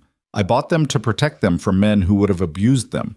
Once they were safe, the contracts were meaningless." The sheriff was quiet for a long moment, clearly trying to reconcile this information with whatever Macklin had told him. "And you, Miss Hart, you're staying at the ranch voluntarily?" "Yes, sir, completely voluntarily. Mr. Rowan treats me and my brother better than we've been treated anywhere else. Anyone suggesting otherwise is lying." Dalton sighed and removed his hat, rubbing his forehead. "Well, that's clear enough, I suppose. But you understand my position, miss?" I had to ask. "I understand that Jonas Macklin is a liar trying to cause trouble for good people," Eliza said, her voice sharp with anger she usually kept controlled. "And I understand that you're letting him use you to do it." "Eliza," Caleb said quietly, but there was approval in his tone. The sheriff's face reddened. "Now see here." "No, you see here." Eliza stepped forward, her fear burned away by righteous fury. "You want to know about inappropriate conduct? Ask around town about Jonas Macklin. Ask about the women who've worked at his ranch and why none of them stay long. Ask about the complaints that get buried because he has money and influence. Then ask yourself why you're investigating the man who saved me and my brother instead of the man who would have destroyed us." She stopped, slightly shocked by her own outburst. Beside her, she could sense Caleb's surprise, but also his quiet pride. Behind them, Noah had emerged from the store and was watching with wide eyes. Dalton looked profoundly uncomfortable now. I'll take your statements under consideration, but Macklin is within his rights to file complaints, and we're within our rights to live our lives without harassment," Caleb interrupted. If Macklin files more complaints, you tell him to come speak to me directly instead of hiding behind the law, because I'm done being polite about this. The sheriff nodded stiffly, replaced his hat, and retreated back toward his office with the air of a man who regretted getting involved. As soon as he was out of earshot, Caleb turned to Eliza with a mixture of concern and admiration. "That was brave," he said, "and possibly reckless. You just made an enemy of the sheriff." "I made an enemy of the truth being ignored," Eliza shot back, her heart still pounding. "I'm tired of men like Macklin getting away with lies while people like you get punished for doing the right thing." Something fierce and warm blazed in Caleb's eyes. "Still, you didn't have to defend me like that." "Yes, I did." Eliza met his gaze steadily. "You defended us when we had no one. The least I can do is speak up when someone tries to tear you down with lies." The moment hung between them, charged with unspoken emotion. Then Noah tugged on Caleb's sleeve, breaking the tension. "Caleb? Are we in trouble?" "No, son." Caleb ruffled his hair gently. "We're not in trouble. Just dealing with some people who don't understand how things work. Come on, let's get these supplies loaded and head home." The ride back to the ranch was quiet, each of them lost in their own thoughts. But as they crested the final hill and the ranch buildings came into view below, Eliza felt something settle in her chest, a sense of rightness, of belonging. This was home. These people were her family, and she would fight to protect them just as fiercely as they'd fought to protect her. Whatever Jonas Macklin tried next, he was going to find that Eliza Hart was no longer the frightened girl standing on an auction platform. She was someone who'd found her strength, her voice, and her place in the world, and she wasn't going to give any of it up without a fight. Winter arrived in earnest the week after their confrontation with Sheriff Dalton, bringing with it snow that transformed the ranch into something from a storybook. Eliza watched from the kitchen window as Noah helped Jack build a snowman in the yard, their laughter carrying clear and bright through the cold air. The boy who'd stood trembling on an auction platform 3 months ago now threw snowballs with abandon, his cheeks red from cold and joy. The change in him was miraculous, but the change in herself was perhaps even more profound. Eliza had stopped counting exits. She'd stopped positioning herself between Noah and potential threats because the threats had evaporated, replaced by routine and safety and something that felt dangerously close to happiness. She was kneading bread dough when Caleb came in through the back door, stamping snow from his boots. His face was wind-burned and his hair dusted with white, but his eyes found her immediately, as they always seem to these days. "It's coming down hard out there," he said, moving to the stove to warm his hands. "We might be snowed in for a few days if this keeps up." "The pantry's well stocked. We'll manage." Eliza shaped the dough into loaves with practiced efficiency. "Did you check on the cattle?" "Miguel and I brought them closer to the barn. They've got shelter and hay enough for a week." He watched her work for a moment, and she was acutely aware of his attention. "You've gotten good at this. The bread, I mean, better than it was even a month ago." "Practice." She kept her eyes on the dough, uncertain how to handle the warmth in his voice. "And I found your mother's recipe book in the pantry. The notes she left were helpful." "My mother?" Caleb looked confused. "The previous owner's wife, I mean. There was a small notebook tucked behind the flour bin with bread recipes and cooking times for the stove. I assumed—" "Right, Mrs. Fletcher." Caleb's expression had gone distant. "She died before they sold the place. Her husband couldn't bear to stay after. I should have cleaned out all her things, but some of them felt too personal to just throw away." Eliza set the loaves aside to rise and wiped her flour-covered hands on her apron. "I'm sorry. I didn't mean to bring up difficult memories." "You didn't." He shook his head. "Actually, I think she'd be happy knowing someone was using her recipes. She loved this kitchen, spent more time here than anywhere else in the house, according to the neighbors." The moment felt strangely intimate, standing together in the warm kitchen while snow fell outside and bread rose under clean towels. Eliza found herself noticing details she usually tried to ignore. The way Caleb's hair curled slightly when it was wet with snow, the small scar on his jaw she'd never asked about, the gentle strength in his hands as he poured himself coffee. "Eliza," his voice was soft, tentative. "Can I ask you something?" Her heart kicked up its pace. Of course. Are you happy here? Truly happy. Not just safe or comfortable, but actually happy? The question caught her off guard with its directness. She turned to face him fully, studying his expression.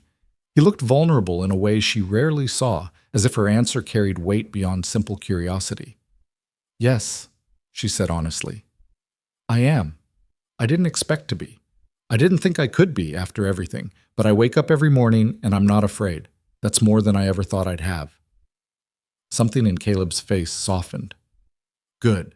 That's good. He seemed to wrestle with words, opening his mouth and closing it again before finally continuing. Because I need to tell you something, and I don't want you to think it changes anything or puts any pressure on you to feel a certain way. Eliza's stomach fluttered with an emotion she didn't want to name. What is it? I care about you. The words came out rushed, as if he'd been holding them back for too long. Not as a ward or an employee or even just a friend. I care about you as a woman I've come to admire and respect, and he stopped, running a hand through his damp hair in frustration. I'm making a mess of this. No, Eliza's voice was barely above a whisper. You're not. I know the circumstances of how you came here were complicated. I know I was the one who bought your contract, even if I burned it later. I know there's a power imbalance that makes this inappropriate to even discuss, but I can't keep pretending I don't feel what I feel. And what I feel is, Caleb. She stopped him before he could finish, her heart hammering so hard she was certain he could hear it. I need to tell you something too. He waited, his blue-gray eyes fixed on her face with an intensity that made her skin warm. I was terrified of you, Eliza said. That first day, when you made your bid, I was convinced you were just better at hiding your cruelty than Jonas Macklin. I thought you'd wait until we were isolated at the ranch and then show your true colors. I know. His voice was rough. I could see it in your eyes every time I came near you. But you never gave me a reason to be afraid. Not once. You kept every promise. You treated us with dignity and kindness even when you didn't have to. You made Noah laugh again. You made me feel like a person instead of property. Her throat tightened with emotion. And somewhere along the way I stopped being afraid and started being something else. What's something else? Caleb took a step closer, and she didn't retreat. I don't know what to call it. Grateful doesn't seem like enough. Neither does safe or comfortable or any of the other words I've been using to describe how I feel here. She forced herself to look directly at him. All I know is that when you're gone for the day, I listen for your horse. When you come in from the cold, I want to make sure you're warm and fed. When that man said those terrible things about you, I wanted to defend you so badly it felt like a physical need. Eliza, let me finish. She needed to get this out before her courage failed. I'm 19 years old. I've been responsible for my brother since I was 9. I've never had time to think about things like this, about feelings that aren't tied to survival or duty. But lately I've been thinking about them anyway. About you. The kitchen seemed to shrink around them, the space between their bodies suddenly charged with possibility. Caleb's hand rose slowly, giving her every opportunity to step back, and came to rest gently on her cheek. I don't want to take advantage, he said quietly. I don't want you to feel obligated because I helped you. This has to be real, Eliza. It has to be choice, not gratitude or debt.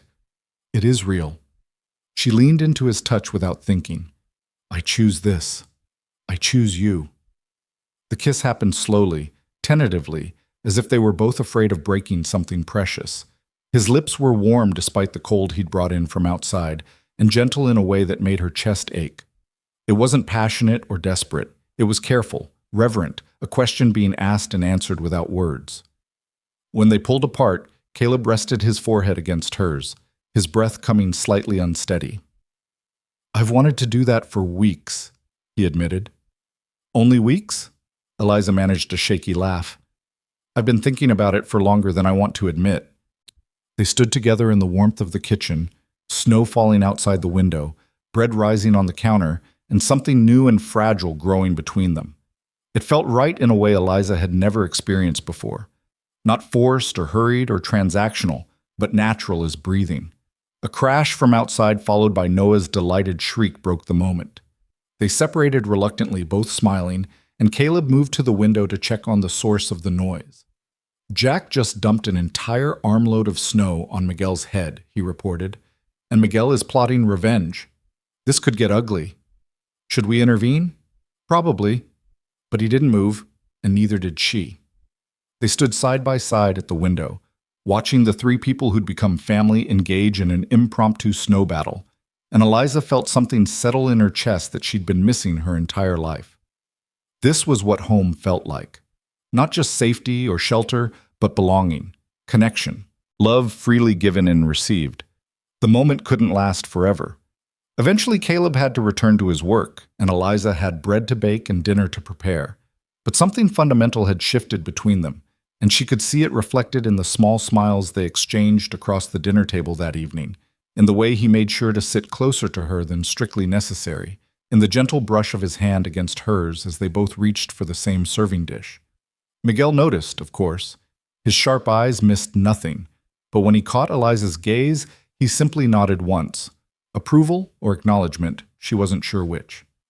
Jack seemed oblivious, too busy entertaining Noah with stories about his childhood adventures, but his easy acceptance of whatever was developing created its own kind of safety. That night, after Noah was asleep and the house had settled into quiet, Eliza found herself restless. She pulled on her shawl and ventured downstairs, drawn by lamplight coming from Caleb's office. He looked up from the ledgers spread across his desk as she appeared in the doorway.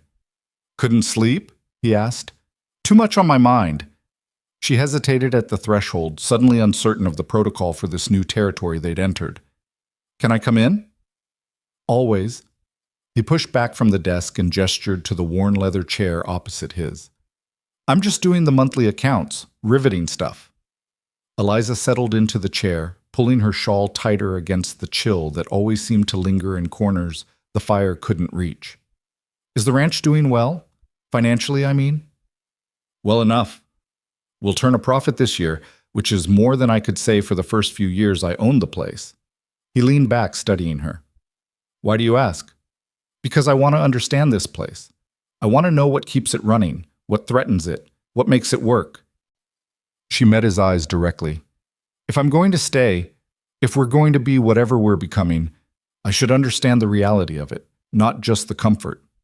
Caleb's expression shifted to something that looked like respect mixed with affection. "The reality is that ranching is hard work with uncertain rewards. Weather can destroy a year's profit in a single storm. Disease can wipe out livestock. Markets fluctuate based on factors we can't control. But if you're smart and careful and willing to work hard, you can make a life out of it. And you've been smart and careful." "I've tried to be. Not always successfully." He gestured to the ledgers. "I've made mistakes, lost money on bad investments, trusted the wrong people, pushed too hard when I should have been patient. But I've learned from each failure, and the ranch is stronger for it." "Tell me about the worst mistake," Eliza said. "The one that almost broke you." Caleb was quiet for a long moment, clearly weighing how much to reveal. Then he sighed and pulled one of the ledgers toward him, flipping back several pages to a section marked with different colored ink. 3 years ago, I took out a loan to expand the herd. The banker convinced me it was a smart investment. Buy more cattle, graze them through the season, sell them in the fall for twice what I paid. Simple mathematics. His jaw tightened. What he didn't mention was that he'd convinced 5 other ranchers to do the same thing. When fall came, the market was flooded. Prices crashed. I sold at a loss. "How bad?" "Bad enough that I almost lost the ranch. I had to let go of 2 hired hands I couldn't afford to keep. I sold off equipment, tightened the belt on everything, worked 18-hour days just to keep afloat." He looked at her directly. "Miguel stayed even though I couldn't pay him properly for 6 months. Jack stayed when he could have found better wages elsewhere. They saved this place as much as I did." "But you recovered." "Eventually. It took 2 years of careful management and a lot of luck with the weather. By the time you and Noah arrived, I was finally back on solid ground." He paused. "Which is why I could afford to buy your contracts. I'd been saving that money for another expansion, but when I saw you on that platform, the expansion didn't seem important anymore." The admission hung between them, heavy with significance. He'd chosen them over his business goals. He'd sacrificed growth and security to save two children he'd never met. Why? Eliza asked, the question that had driven so much of their relationship. Why us specifically? There must have been other children sold that day, other people in desperate situations. What made you choose us? Caleb stood and moved to the window, looking out at the snow-covered yard barely visible in the darkness. When he spoke, his voice was soft but clear. You didn't beg, he said. Everyone else on that platform, the other children, the desperate adults, they all begged or pleaded or tried to make themselves seem valuable. But you just stood there, holding Noah's hand, looking at that crowd like you were daring them to break you. You were terrified, I could see it, but you refused to show it. You had this dignity, this strength that shouldn't have existed in someone so young who'd lost so much. He turned back to face her. And I thought about Sarah, about how she'd tried to be strong too, how she'd never complained even when the work was killing her. And I thought about what might have happened to her if someone had seen that strength and protected it instead of exploiting it. So I chose you because you reminded me of what I'd lost, and I wanted to save you the way no one saved her. Tears burned in Eliza's eyes. That's a heavy burden to carry, being someone's redemption. You're not a burden. You never were. Caleb crossed back to her, kneeling beside her chair so they were at eye level. Maybe you started as a way to make peace with the past, but that's not what you are now. Now you're just Eliza, the woman who makes my house feel like a home, the person I look for when I come in from the cold, the one I want to talk to when something good happens or something goes wrong. Caleb. His name came out broken, and she reached out to touch his face, feeling the roughness of his end-of-day stubble against her palm. I don't know how to do this. I've never had this before. Neither have I, not really. He covered her hand with his. We'll figure it out together. No rush, no pressure. Just us taking it one day at a time. It was the right thing to say, the only thing that could have eased the knot of anxiety in her chest. Eliza leaned forward and kissed him again, less tentative this time, allowing herself to feel the full weight of her emotions without fear or reservation. When they finally said goodnight and retreated to their separate rooms, Eliza lay awake for a long time, replaying the evening in her mind. The kiss, the confession, the gentle promise of a future they'd build together. It felt impossible and inevitable all at once. She must have eventually slept because she woke to Noah shaking her shoulder urgently. Eliza! Eliza, wake up! She sat up, instantly alert. Dawn light was just beginning to filter through the curtains. What's wrong? There's men outside, lots of them. Caleb said to wake you and get you downstairs right away. Her heart dropped. She threw on her dress over her nightgown, not bothering with all the fastenings, and followed Noah downstairs. Through the sitting room window, she could see what had alarmed him. At least a dozen riders spread out in front of the house, their horses stamping and snorting in the cold morning air. And at their center, looking triumphant, sat Jonas Macklin. Caleb stood on the porch, rifle in hand, with Miguel and Jack flanking him. The sight was grimly familiar, a repeat of Macklin's first visit, but with significantly more force behind it. Stay inside, Caleb said without turning around. Keep Noah away from the windows. Eliza guided her brother to the kitchen, furthest from the confrontation, but she positioned herself where she could still hear through the open doorway. Quite the welcoming party, Macklin, Caleb's voice carried clearly. What brings you and your private army to my land this early in the morning?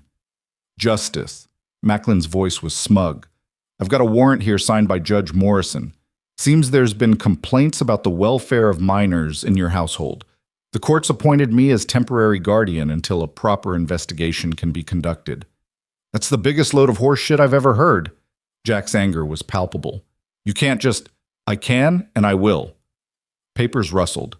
It's all legal and proper. The girl and boy come with me now, and you can argue about it with the judge later. Eliza's blood ran cold. This was Macklin's play. Use his influence to manufacture a legal justification for taking them. And once he had them in his custody, there was no telling what would happen before any investigation could take place. She looked down at Noah, who was staring up at her with wide, terrified eyes, and made a decision. She wasn't going to hide in the kitchen while men decided her fate. She'd done that once before on an auction platform. and she'd sworn never to be that powerless again. "Stay here," she told Noah firmly. "Don't come out no matter what you hear." "Eliza, no!" But she was already moving, striding through the sitting room and out onto the porch before Caleb could stop her. The cold hit her like a physical blow. She'd forgotten to grab her shawl, but she ignored it, focusing instead on Macklin's surprised face.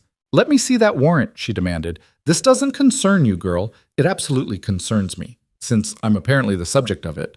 She held out her hand. "Let me see the document." Macklin exchanged glances with his men, clearly not having expected resistance. Slowly, he pulled a folded paper from his coat and tossed it toward the porch. It landed in the snow at the bottom of the steps. Miguel moved to retrieve it, but Eliza was faster. She snatched it up, shaking off the snow, and scanned the contents with the literacy her father had insisted she develop. The legal language was dense, but the meaning was clear enough. Judge Morrison had indeed signed an order placing her and Noah under temporary guardianship pending investigation of their living conditions. But there was something wrong with it.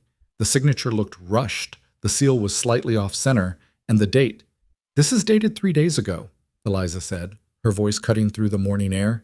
"Judge Morrison has been in Denver for a week attending a territorial conference. I know because Mrs. Fletcher at the boarding house mentioned it when we were in town.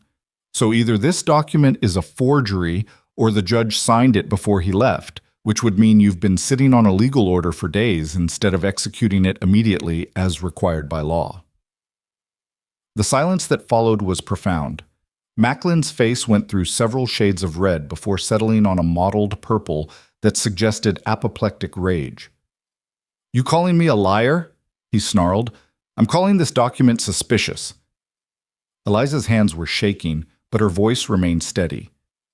"And I'm saying that if you try to take me or my brother by force based on questionable legal authority, you'll be guilty of kidnapping, which last I checked was a hanging offense in this territory."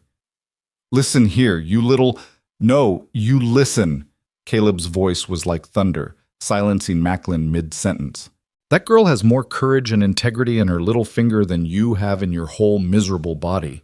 You want to take her? You're going to have to go through me, and Miguel, and Jack, and anyone else on this ranch who knows the difference between law and bullying." Miguel had moved to Caleb's left, his rifle now clearly visible. Jack had produced a shotgun from somewhere and stood ready on the right. The three of them formed an impenetrable wall between Macklin's men and the house. "This ain't over, Rowan," Macklin spat. "I've got friends—" "Your friends won't help you when word gets out that you tried to kidnap children using a forged court order," Caleb interrupted. "Because that's what we'll tell everyone. That's what we'll testify to if this goes to trial. And I guarantee you we've got better standing in this community than a man known for mistreating his workers. You've got no proof it's forged. Then you won't mind riding with us to town so we can send a telegram to Denver and verify the judge's signature." Caleb's smile was sharp as broken glass. "Unless you'd prefer to leave now and forget this ever happened." The standoff stretched, tension crackling in the cold air like electricity before a lightning strike. Macklin's men were shifting nervously, clearly not having signed on for a potential gunfight, and their uncertainty was palpable. Finally, Macklin jerked his horse's reins viciously. "This ain't over," he repeated. "You haven't heard the last of this." "I'm sure I haven't," Caleb agreed, "but you're still leaving my property. Now." The riders wheeled their horses and thundered back down the road, leaving churned snow and the echo of hoofbeats in their wake. As soon as they were out of sight, Eliza's legs gave out. She sat down hard on the porch steps, adrenaline draining away and leaving her shaking. Caleb was beside her immediately, wrapping his coat around her shoulders. "That was incredibly brave and incredibly stupid," he said, but there was no anger in his voice, only concern and admiration. "I couldn't just hide," Eliza whispered. "Not again. Not when it's my life being decided." "I know." He pulled her against his side and she let herself lean into his warmth. "You were magnificent. The way you dissected that warrant, the way you stood up to him. Eliza, you were magnificent." Miguel approached, still holding the suspicious document. "The girl is right. This signature is wrong. I have seen the judge's writing before. This is not it." "So Macklin tried to kidnap them using a forged court order." Jack's voice was grim. That's got to be illegal in about 6 different ways.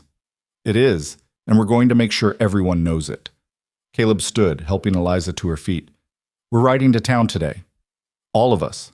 We're going to the sheriff, we're going to the telegraph office, and we're going to make sure Macklin's little scheme gets exposed for what it is. But even as they made plans, even as the immediate danger receded, Eliza couldn't shake the feeling that this was far from over. Macklin had been humiliated twice now, and men like him didn't accept humiliation gracefully. He would try again, and next time he might be smarter about it. She looked at Caleb, at Miguel and Jack, at the house that had become home, and felt fierce determination settle in her chest.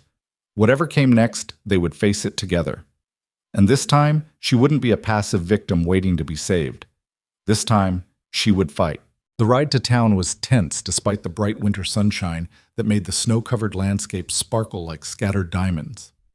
Caleb drove the wagon with Eliza beside him while Miguel and Jack rode alongside on horseback, their rifles prominently displayed. Noah sat in the back, wrapped in blankets and unusually quiet, sensing the gravity of what had transpired that morning. "You're sure about this?" Eliza asked quietly as the town came into view. Confronting Macklin publicly could make things worse. "It could," Caleb admitted. "But hiding won't make him go away. The only way to stop a man like that is to expose him for what he is." He glanced at her, his expression serious but tender. "I won't let him take you, either of you, whatever it costs me." The weight of that promise settled over Eliza like a warm cloak. She reached over and placed her hand on his, a simple gesture that felt more significant than any words could be. Their first stop was the telegraph office, where Caleb composed a carefully worded message to Judge Morrison in Denver, asking him to verify whether he'd signed a guardianship order regarding Eliza and Noah Hart. The telegraph operator, a thin man named Hobbs with wire-rimmed spectacles, read the message with growing interest. "Judge Morrison, you say? He won't be back for another 3 days at least. Might take a while to get a response." "That's fine. Just make sure it gets sent right away." Caleb paid for the telegram and added extra to ensure priority handling. "And Hobbs? I'd appreciate discretion about this." Hobbs adjusted his spectacles, his eyes sharp with understanding. "Wouldn't dream of gossiping, Mr. Rowan, though I suspect the whole town will know soon enough anyway. Word travels fast around here." He wasn't wrong. By the time they reached the sheriff's office, a small crowd had gathered, drawn by the unusual sight of the Rowan household arriving en masse. Eliza could feel their stares, hear the whispered speculation, and she lifted her chin defiantly. Let them look. Let them wonder. She had nothing to be ashamed of. Sheriff Dalton looked distinctly unhappy to see them, his face already settling into lines of weary resignation as they entered his office. "Rowan, I suppose this is about Macklin's visit to your ranch this morning?" "Word really does travel fast," Caleb said dryly. "Yes, it's about that. And about the forged court document he tried to use to kidnap Eliza and Noah." "Forged?" Dalton's eyebrows shot up. "That's a serious accusation." "It's a serious crime." Caleb produced the warrant and laid it on the sheriff's desk. "Look at the signature. Look at the date. Judge Morrison has been in Denver for a week, yet this is dated 3 days ago. Either Macklin has the ability to make the judge sign documents from 200 miles away, or this is a forgery." Dalton examined this document carefully, his expression growing more troubled with each passing moment. "This does look irregular. The seal's not quite right." "We've sent a telegram to the judge asking for verification," Caleb continued. "But in the meantime, I want it on record that Jonas Macklin attempted to remove 2 members of my household by force using fraudulent legal documents. That's kidnapping, Sheriff, and it's your job to do something about it." "Now hold on," Dalton began, but Miguel cut him off. "There were 12 witnesses to Macklin's attempt," the former scout said quietly. 12 men who rode with him to the Rowan Ranch. I am certain some of them would be willing to testify about what they were told and what they saw, especially if it means avoiding charges of conspiracy. The sheriff's face went through several expressions before settling on grim acceptance. "You're putting me in a difficult position, Rowan. Macklin's got influence, and I've got the truth." Caleb leaned forward, his voice hard. "Which do you think will matter more when this gets dragged into court? Because I promise you, If you don't do your job, I'll make sure everyone from here to the territorial capital knows that Sheriff Dalton protected a man who tried to kidnap children. It was a threat, plain and simple, and Dalton clearly recognized it as such. He sighed heavily and pulled out a piece of paper. Fine. I'll file a report and bring Macklin in for questioning once we hear back from the judge. But Rowan, you're making enemies, powerful ones. I've survived worse enemies than Jonas Macklin. Caleb straightened, his hand finding Eliza's shoulder in a gesture of protection and partnership. We'll be at the general store if you need us. Come on. As they left the sheriff's office, Eliza felt the weight of curious stares following them. The small crowd had grown larger, and she recognized several faces. Mrs. Fletcher from the boarding house, Mr. Hendricks from the general store, and various other townspeople who'd witnessed the auction where she and Noah had been sold. Mrs. Fletcher approached first, her weathered face creased with concern. Miss Eliza, is it true? Did Jonas Macklin try to take you and your brother by force? Before Eliza could answer, Caleb spoke up, his voice pitched to Carrie. It's true. He showed up at my ranch this morning with a dozen men and a forged court document, claiming he had the right to remove Eliza and Noah from my care. When Miss Eliza here had the courage and intelligence to question the document's authenticity, he threatened violence. A murmur ran through the crowd, and Eliza saw several faces darken with disapproval. Macklin might have influence, but attempting to kidnap children was beyond the pale even for those who might otherwise tolerate his behavior. That's outrageous, Mrs. Fletcher declared. I always knew Jonas Macklin was a snake, but this is beyond decency. It's criminal, added a voice from the back of the crowd. Using a fake court order? That's fraud at minimum. The sentiment seemed to ripple through the gathering, voices rising in agreement. Eliza felt Caleb's hand tighten on her shoulder, a silent communication of support, and she found herself standing straighter, no longer trying to hide or minimize her presence. If I may say something, she called out, and the crowd quieted. Her heart hammered against her ribs, but she forced her voice to remain steady. I know some of you probably believe the rumors Mr. Macklin has been spreading about my situation at the Rowan Ranch. I know there's been talk about propriety and questions about whether I'm being treated well. She paused, meeting eyes around the circle. I want to set the record straight. Mr. Rowan bought my brother and me at auction to save us from being separated or sold to someone who would abuse us. He gave us our own rooms, paid us fair wages, treated us with respect and dignity, and then burned our indenture contracts to give us our freedom. We stay at his ranch by choice because it's the best home we've ever known. But there's no woman to chaperone you, someone called out, an older woman Eliza didn't recognize. It's not proper for a young girl to live in a house full of men. Before Eliza could respond, Mrs. Fletcher spoke up sharply. Proper? You want to talk about proper? It's not proper for children to be sold like livestock in the first place. It's not proper for grown men to try to kidnap them using forged documents. And it's certainly not proper for busybodies to judge the living arrangements of people they don't know. Caleb Rowan is a good man who did a good thing. And if you can't see that, the problem is with your vision, not with his character. Several voices rose in agreement, and Eliza felt a swell of gratitude for the unexpected support. Not everyone in the crowd was convinced. She could see skepticism on some faces, disapproval on others, but the tide of public opinion seemed to be turning in their favor. Mr. Hendricks cleared his throat. I've known Caleb Rowan for 6 years since he first bought that ranch. He's always been honest in his dealings, fair with his workers, and respectful to everyone he meets. If he says he's protecting those children, I believe him. So do I, added another man, a rancher Eliza had seen around town. And I know for a fact that Jonas Macklin treats his workers like dirt.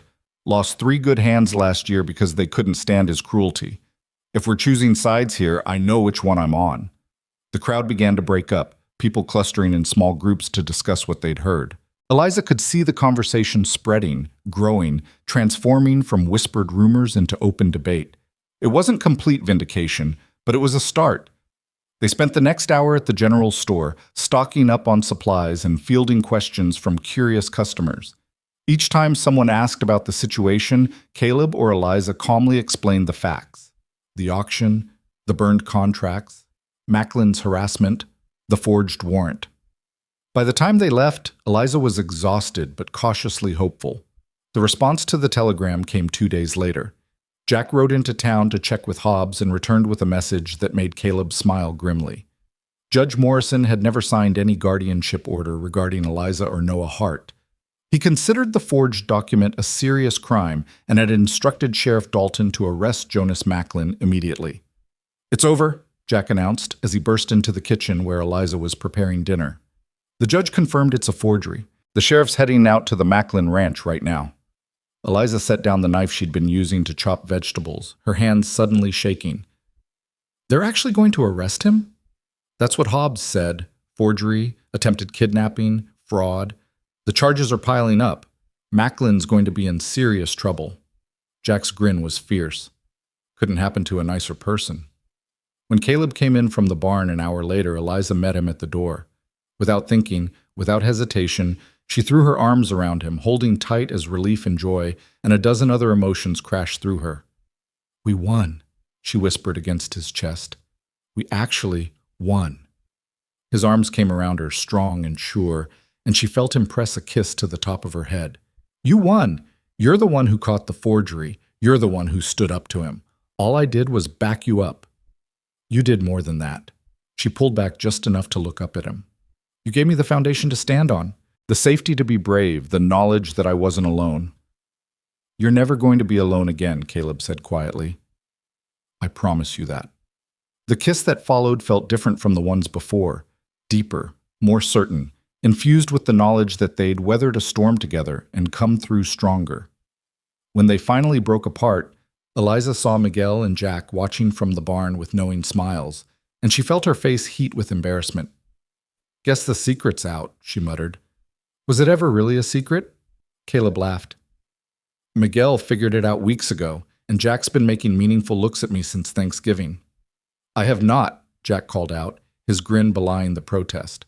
"I've been very subtle." "As subtle as a charging bull," Miguel agreed solemnly.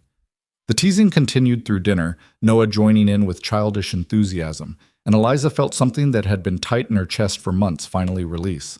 This was family, not bound by blood or legal documents, but by choice and care and the decision to stand together against whatever came.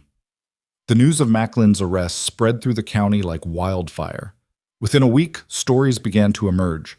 Workers who'd been abused at the Macklin Ranch coming forward with their experiences, business partners revealing fraudulent dealings, and most damning of all, two of the men who'd ridden with Macklin that morning testifying that he'd told them the document was legitimate and that they were simply helping execute a court order.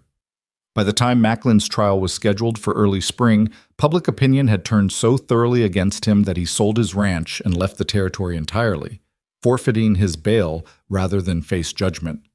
The ranch was bought by a family from Missouri who proved to be fair employers and good neighbors. With Macklin gone and the threat finally, truly eliminated, life at the Rowan Ranch settled into a new rhythm. Winter deepened, bringing snow that sometimes isolated them for days at a time, but isolation felt less like danger and more like cozy security. Eliza taught Noah his letters and numbers by the fire. Miguel told stories of his time as an Army scout. Jack entertained them with increasingly elaborate tales of his childhood misadventures, and Caleb watched over all of them with quiet satisfaction. On Christmas Eve, as they sat around the fire after a feast Eliza had spent 2 days preparing, Caleb stood and cleared his throat awkwardly. "I have something I need to say, or rather, something I need to ask."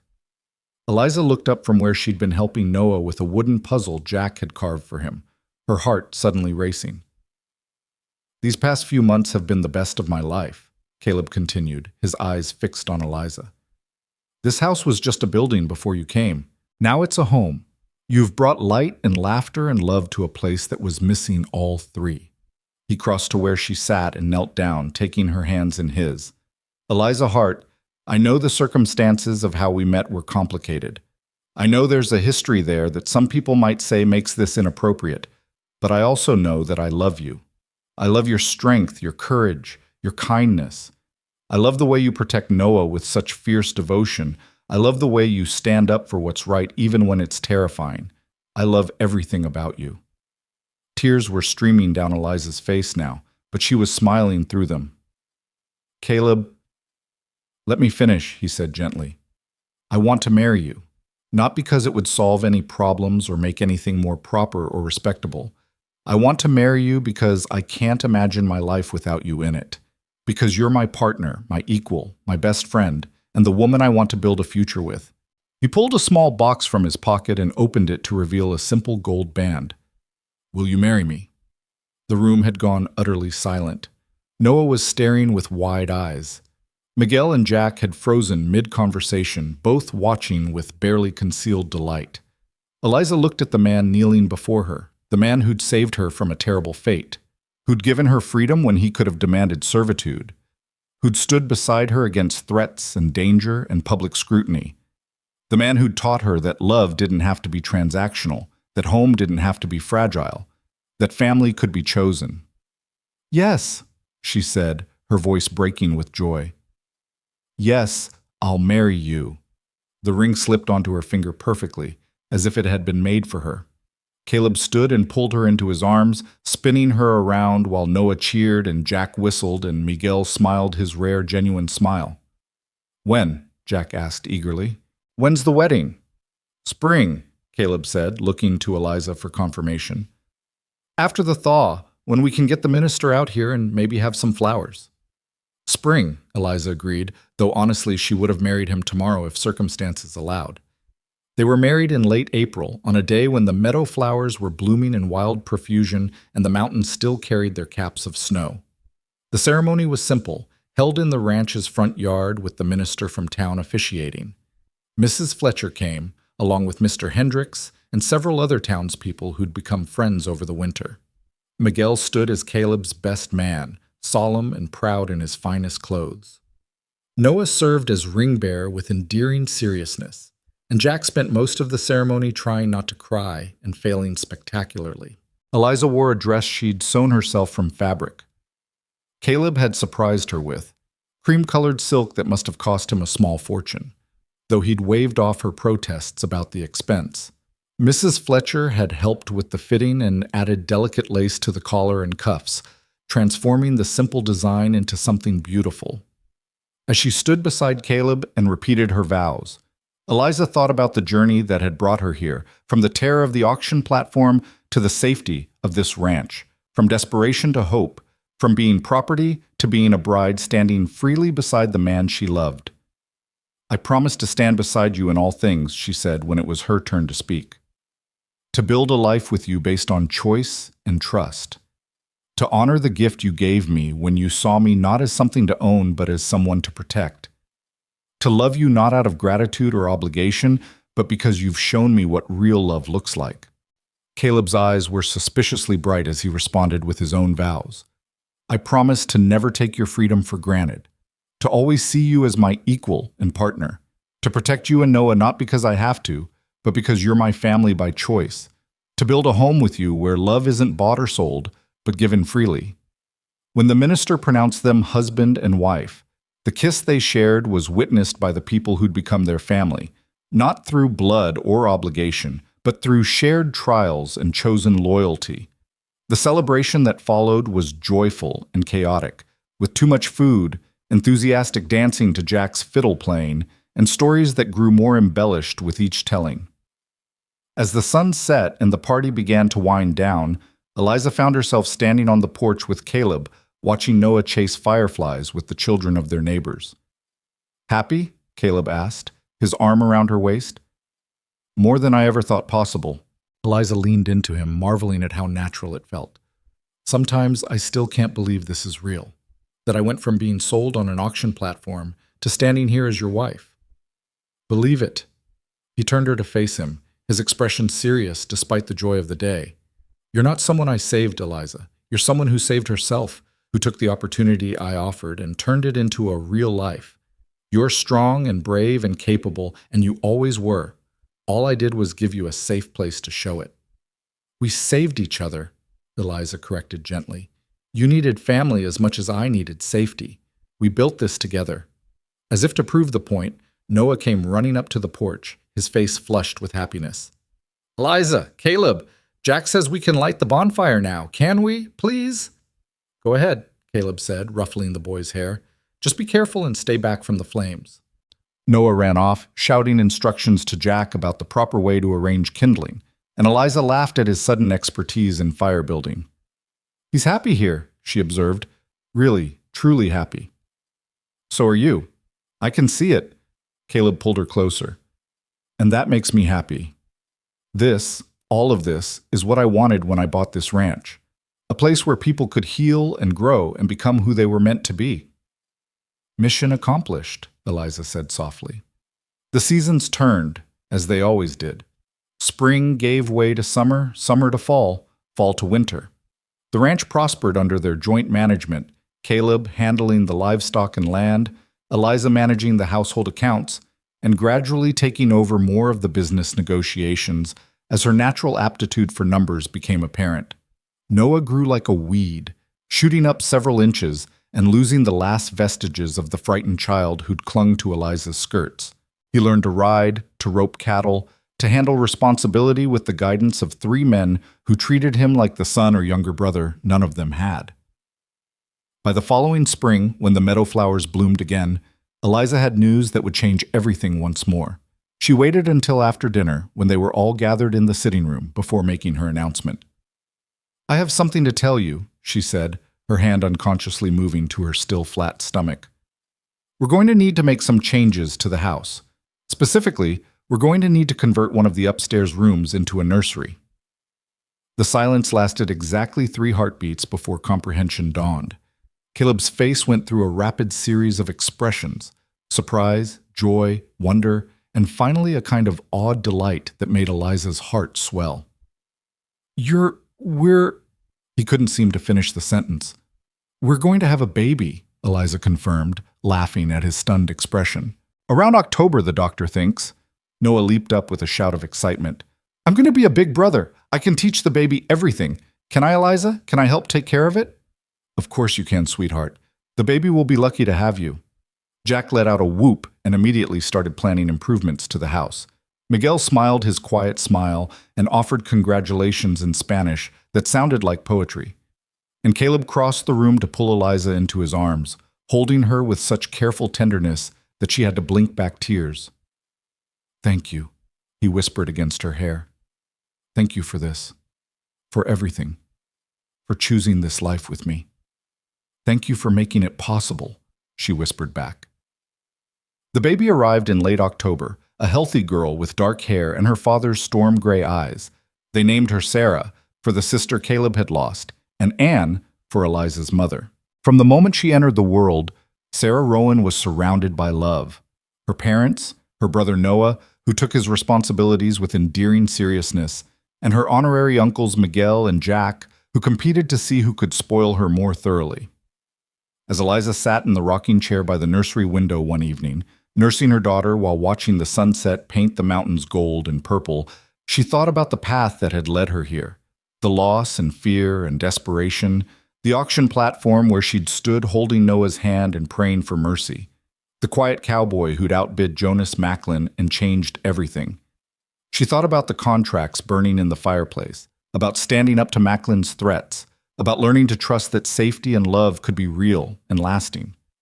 She thought about vows exchanged freely, about family built by choice, about a home that was truly hers. "What are you thinking about?" Caleb asked softly from the doorway. "About how far we've come," Eliza said. "About how that day on the auction platform felt like the end of everything, but it was actually the beginning." He came to sit beside her, his hand gentle on Sarah's downy head. "The beginning of us." "The beginning of family," Eliza agreed. "Not bought or sold or forced, just chosen." "Chosen," Caleb repeated and kissed her temple. "The best things always are."